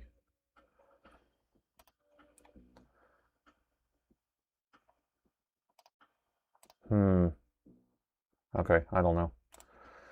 Doesn't even matter. Sending 2K to Twitch. Bump it to 2.5. Almost missed today. Well, you didn't. I mean, it was fun. I mean, we took apart the machine. We haven't got it working because all the parts, we don't have the parts. That's the problem. And then at this point, it's just kind of some blown up components. We're trying to figure it out. We have about 15 minutes left, and so I'll figure out if we're going to revisit this. Otherwise, what I'm going to do is I'm just going to kind of put it back together, just put it in my museum, because it looked cool anyway, but whether it fixed it or not. But we got about 15 minutes of just hanging out and chatting. If y'all want to just ask me questions, and we can just do some chatting.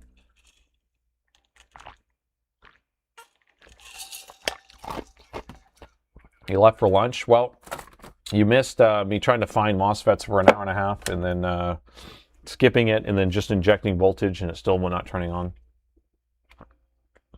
Jitter on Twitch, good on YouTube. Should I restart my Twitch stream? Is it that bad? I mean, I got 178 people on Twitch right now, but should I restart the Twitch stream? I don't know if it's that bad. I can stop it for a second and restart it. Thank you there, Dragon. Wait, why didn't it set it? Set the title.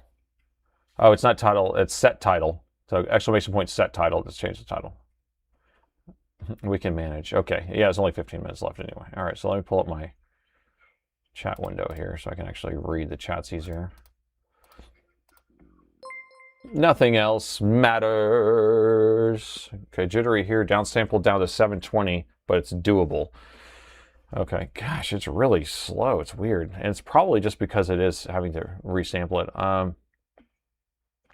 Are my lives on a regular schedule? That's a good question. Yeah, so every Wednesday at 6 p.m. Central Time and every Sunday at 9 a.m. Central. Yeah, so twice a week, 8 hours a week, I do live streams.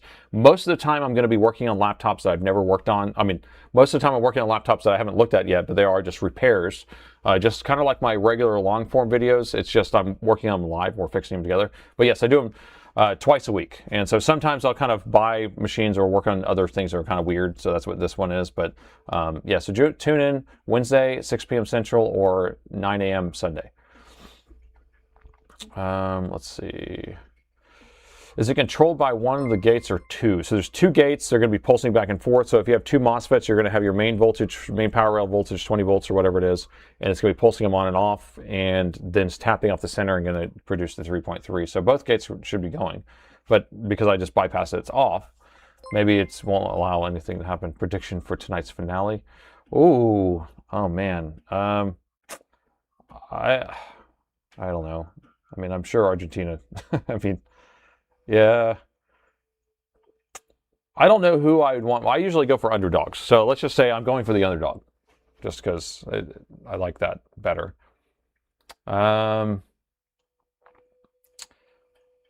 Let's see. Is it me or... But I have a high-end computer on Twitch. So yours is fine. It's fine for Drew, but you might be running it at 2K. And maybe the people who are downsampling it are having the issues. Because mine, right now, I'm running at a lower resolution. So if I change it to source, let's see if it works. Source is still a little bit juddery, I think. No, Twitch is good enough. YouTube is perfect, not a big deal. Setup tour. So I've shown this off quite a bit. So I don't know if I have, does this have batteries left? I can show you a little bit of stuff. I've shown around the shop before, but we can... I can show you this stuff. Let me see if I can get this screen to pull up here.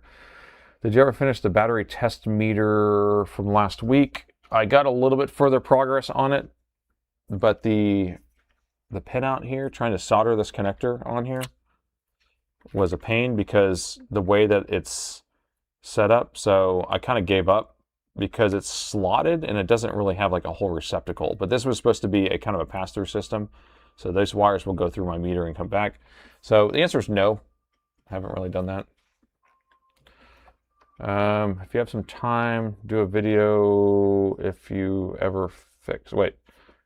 If you have the time, do a video if you ever fix it. Okay, on this one, okay. Gotcha, now I get what you're saying. What do you think about the security news on Microsoft? I'm not super familiar with that. Are we talking about... There's a registry key issue? I'm trying to think if I read something about that. Jan, what are you doing here donating 20 bucks? Thanks for a great effort. Send you a DM on Discord. Okay, I will take a look at that. Thanks for that. Chris, $2 donation. You got me into motherboard repair. Second stream, love it. Well, thanks, Chris. Thanks for coming. I appreciate you hanging out. Don't restart. It's okay. All right, so Twitch stream is going to be okay. But so next week, I think I'll have the Twitch stream set back to 1080p. And I could try sending 60 over, but it's not like I'm recording in 60 anyway, so it doesn't really matter. My source says 2160. Do you think you ever have time to... I couldn't save a laptop. I couldn't save this laptop! Oh, yeah. I hate saying that, though. I hate not being able to fix laptops, so... To fix my laptop, I use caps from a donor board from another brand. I searched the schematics containing the same cap value. Maybe you can search schematics finding the same components. And that's what we just did. We were kind of going through and searching all these schematics and pulling boards from stock. I just never was able to find one. Just got my new 7430 delivered. It's supposed to have 32 gigs of RAM. It only has 16. Highly disappointed, but it was only 250 bucks in a new condition. That's a good machine too. 7430, very good machine. Yes, controls the MOSFET. So the gates are what controls the MOSFET, but that goes to the other chip. You need a perf board. I do have perf boards at home. I have tons of that stuff. So maybe I should just bring in all my kind of prototyping stuff up here, so I have them like little power supplies. I probably have a power supply somewhere, actually. I was thinking maybe I do have a buck board somewhere. But yeah, my house, I have a whole soldering station. I have like drawers and stuff because I'm always building weird stuff. I haven't had time since I've been doing a lot of board repair now, but okay, so security certificate, secure boot security certificate expire. Oh, that thing, but they've already updated it. I thought it was already dealt with, and I know it's messing up a lot of weird secure boot crap that we have to like disable secure boot, then re-enable it in order for it to actually work on some machines. It's weird. So we'll have it where it won't boot up Windows. Like the drive won't even show up. Or it will show up and it just won't even try to boot off of it. And then we just disable secure boot, boot up, and then re-enable it and it fixes it. So working to buy 100% genuine Honeywell PTM 7950. So what we do is we sell the Thermal Grizzly PTM 7950. Now, I believe they're sourced the same. What I do is if I want like a bunch, I usually buy a big giant sheet like this. I buy it from LTT Store, and it's actually Honeywell. It has a Honeywell sticker on it and stuff. So LTT Store, which is the Linus Tech Tips, and it's from Canada, so we'll ship it in. So that's about 130 or 40 bucks or something for that big giant sheet. But that lasts me a little while. Great efforts. Okay, let's see. Do you have any interest in Alienware desktop repair? No, I don't have enough time to do what I'm doing right now. That's the thing. So I don't really have interest in it because I don't have time. Someone did send me in some Alienware mod stuff that they're trying to mod some desktop case to work with the ATX boards, and they're having issues getting the lights working. So they wanted me to solder some stuff on. They sent it in, and then they're like, actually, we figured out that you don't need to solder that stuff, but can you figure out why this isn't working? I'm like, no, I don't have time to do that. You know, so I have that stuff here. I don't know what to do. Why is there no option to change 1080p on Twitch either? Oh, interesting. I don't know. I thought I saw one on mine. You should pull the live footage of your shop tours and make... Oh, okay. That's a good idea. I should actually just do a shop tour and then put it out as a real video, because I know that during my streams, people have me just do a little shop tour, but yeah, maybe I can do it. Maybe I'll clean up my area before I do it, because it's always so messy. That's the problem. Robert, hey. Roman, hey, how you doing? Have a good week. Thanks. Thank you for that. Who gives more? $40, the man across the room. Thank you for that, Hugo. Done? Are we done? Yeah, we almost done. We got about 6 minutes left. Great stream. This one got me hunting for MOSFETs big time. I've done this so many times where I've had to dig through so many motherboards and just try to find stuff, and it's my worst pet peeve. I hate it, you know. I really do not like it at all. Can anyone send a screenshot of the Twitch video stats? What you're talking about for the streaming information? Playback, report issues, advanced. I wonder if I have that video stats.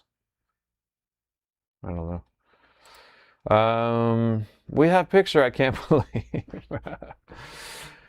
Okay, we'll save it when the parts come in. Okay, we'll set it off the side. This and a dragon. I'm starting to get behind on chat already. They're about 630 volt, 8.6 amp substitute chips. Okay, so I'll just keep looking around. I couldn't save this laptop. Can I ask how to send in a Dell power meter to OBS? How do you send the power meter to OBS? Okay, I'll show you right now. So here's my...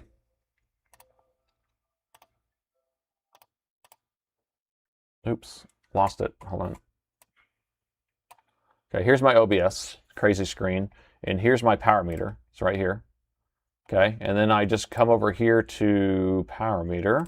So I create a scene called power meter, and then I do a screen capture of different sections of it, and then put a little background on it.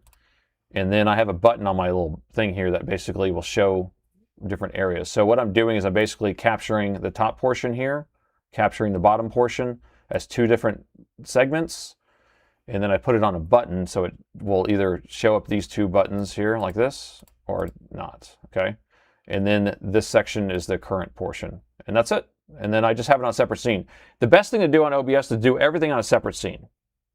So if you have all this stuff as a separate scene, like a sidebar, so I have that as the sidebar, and then that way I could drop that on any of my scenes. So like this is the video scene, right? And I can just move that around, right? So that's how I do it, at least.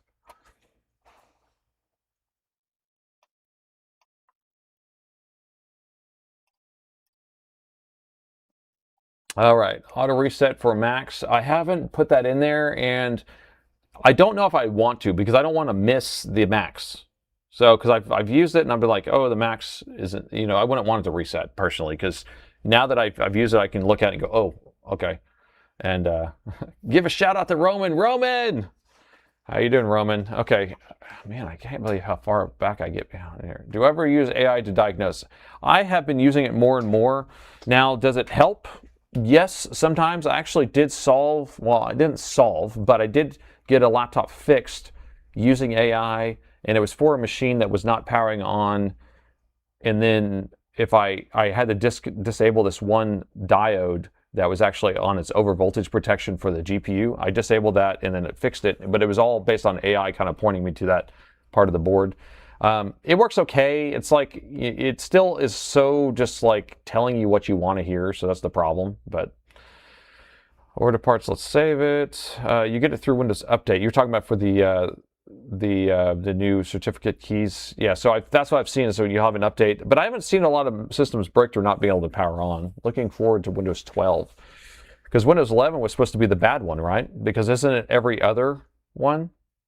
Right, so you have Windows 95, then 98 was trashed, and you got Windows 98 SE was good, but then ME was bad, and then you had Windows XP was good, but then you had Windows Vista was bad, then Windows 7 was good, and then Windows 8 was bad, then Windows 10 was good, then Windows 11's trashed, then Windows 12 is supposed to be our good one, right? What about the upgradability for 7430? Every motherboard comes with provisions to upgrade. Do not try to upgrade the Wi-Fi WAN. You're not gonna be able to do it. Dual cameras, sensors. But that's the thing is that when you're trying to upgrade one of those machines, whenever if you do it from the factory is the way to go. If you try to add any of that stuff on there, it is a nightmare, because you'll need to change so many different parts in order to get it to work. So WWAN, pretty much out of the question unless it's already routed, already has all this stuff there. Dual cameras, you might have to change the entire assembly at the top to get that because it has the sensors and IR. So if it's the base model, it's just a pain. I don't know. If max equal greater than 1, then max equals 0. So right now, but you're saying if max equal or less than 1. So if it goes less than 1, like 1 amp or something, then it equals 0. Because the machine turns off sometimes and turns back on. I don't know. I have to think about it. I guess you could put it as a toggle where it has auto reset. Pretty impressive recently. The Kimi K3. I haven't looked at that. I don't know. Have you been affected by the flooding? I have not been affected. My yard has been affected. It's done really well. No, there's flooding north of us, and so right now they're opening the floodgates of our reservoir that basically feeds our city. So we haven't had the floodgates open since 2019, so that's actually really good. Let's see. Can you put your schedule in the live stream description? That's a good idea.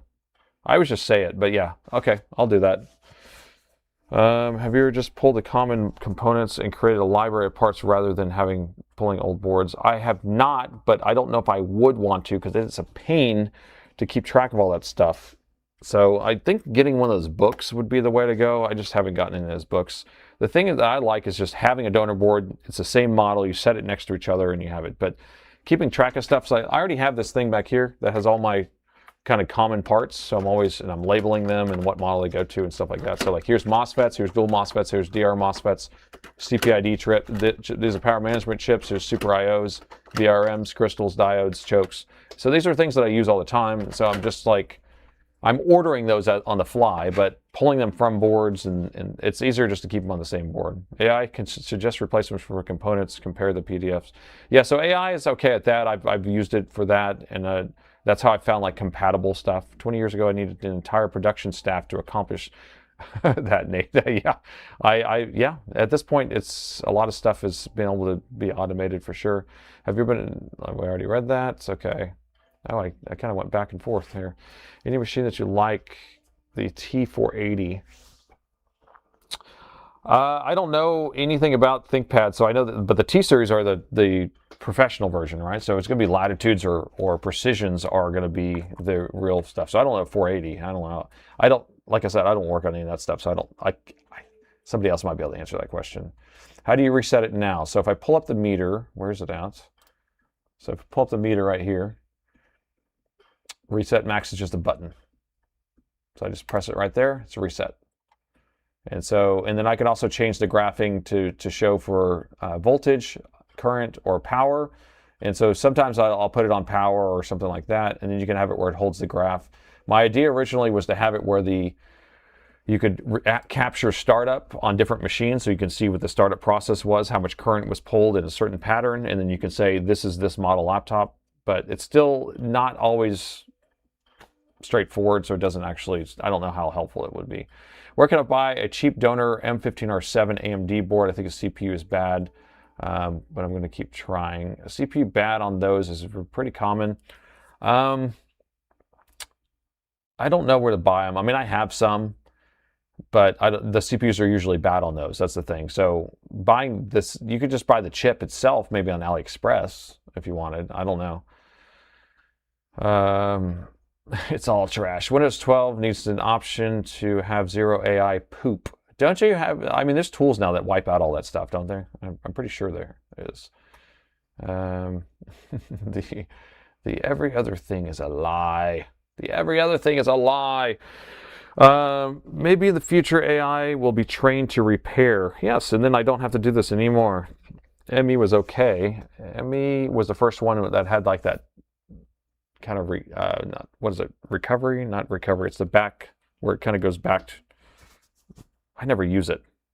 It's save point or whatever. Yeah, that was the first one with save point. XP was the best, and then 7 was the second best, and Windows 98 SE was the best, I think. Yes, Breathe after you mentioned good and bad OSs. Guys, I'm really behind. That's crazy. Go white and black bowling pins OSs.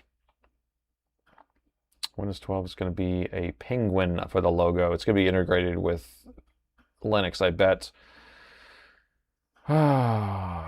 Holy, just saw the speed performance in the World Cup final. When does that start? A few hours, right? Let's see. Is the microscope you use expensive? This microscope is expensive. This is going to be, I have the link in the video description. I originally bought like a cheaper $200 one at first, and then this one I paid about $1,100 for, but it came with a camera, so you could probably buy it. This is a trinocular, so it has a separate view port for the camera and then your eyes, so you don't have to like switch between the two. So trinocular, and it comes with a stand. So I think you can get it for like $750 without a camera, maybe something like that. Has a 400 nit screen. Those are super bright. Can you ever? I can't seem to ever respond though. Respond to it though. I was able to do a successful install. My whisper.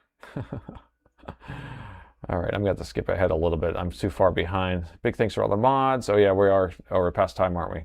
Use AI for bulk feeding of logs and stuff. So the AI is good if you give it data and then let it do things to the data. I don't think it's good whenever you're asking it to do something for you, like go figure something out. I mean, sometimes it is getting data properly, but you should make spike reset if the current is unchanged for 5 seconds. Well, 5 seconds, the thing is that if I wanted to see what it was prior the last time it started up, because sometimes it will be like 5 minutes later or 10 minutes later, I'm like, okay, well, last time we got up to this. So that's the thing. So 5 seconds is too short. And so, maybe after a couple minutes or something, but I don't know. He's got a button. He's got a button. Does Dell send you free boards? No. So basically, Dell doesn't send me crap that I had to buy it all. So I'll buy out big truckloads of stuff from Dell, and some of the stuff is bad, or some of it is just damaged, and then it ends up being a donor board. There's a AI YouTube channel blocker. Is there really? Oh, that would be so good. Can you put it on your phone? I'm tired of seeing all this AI stuff. Like if I watch YouTube on my phone, it's just like these AI videos. I'm like, God. I have a board that dual boots DOS 622 and Windows 98. That is sick. That is sick. Is the thermal camera built into the... Wait, is the thermal image built into the camera, or is it separate? We're talking about my thermal camera, the one that I use. Thermal camera I use is this one. Well, there's two of them on here. I don't know if you can see it. Let's see. So I have a Fleur 1 Pro, and this is the P2 Pro we're using right now. I just have them mounted right here. Those come up through this wire, comes across over here. Let's see if I have a wide shot. Let's see, is this a shot? Can't see it. Here, I'll point this up here. And then I have a phone mounted right here. It's just a phone, an old S22 or 21. And then I have like a power wire, and then I have another USB here. And then this is being casted over to this part of the screen here through a streaming software.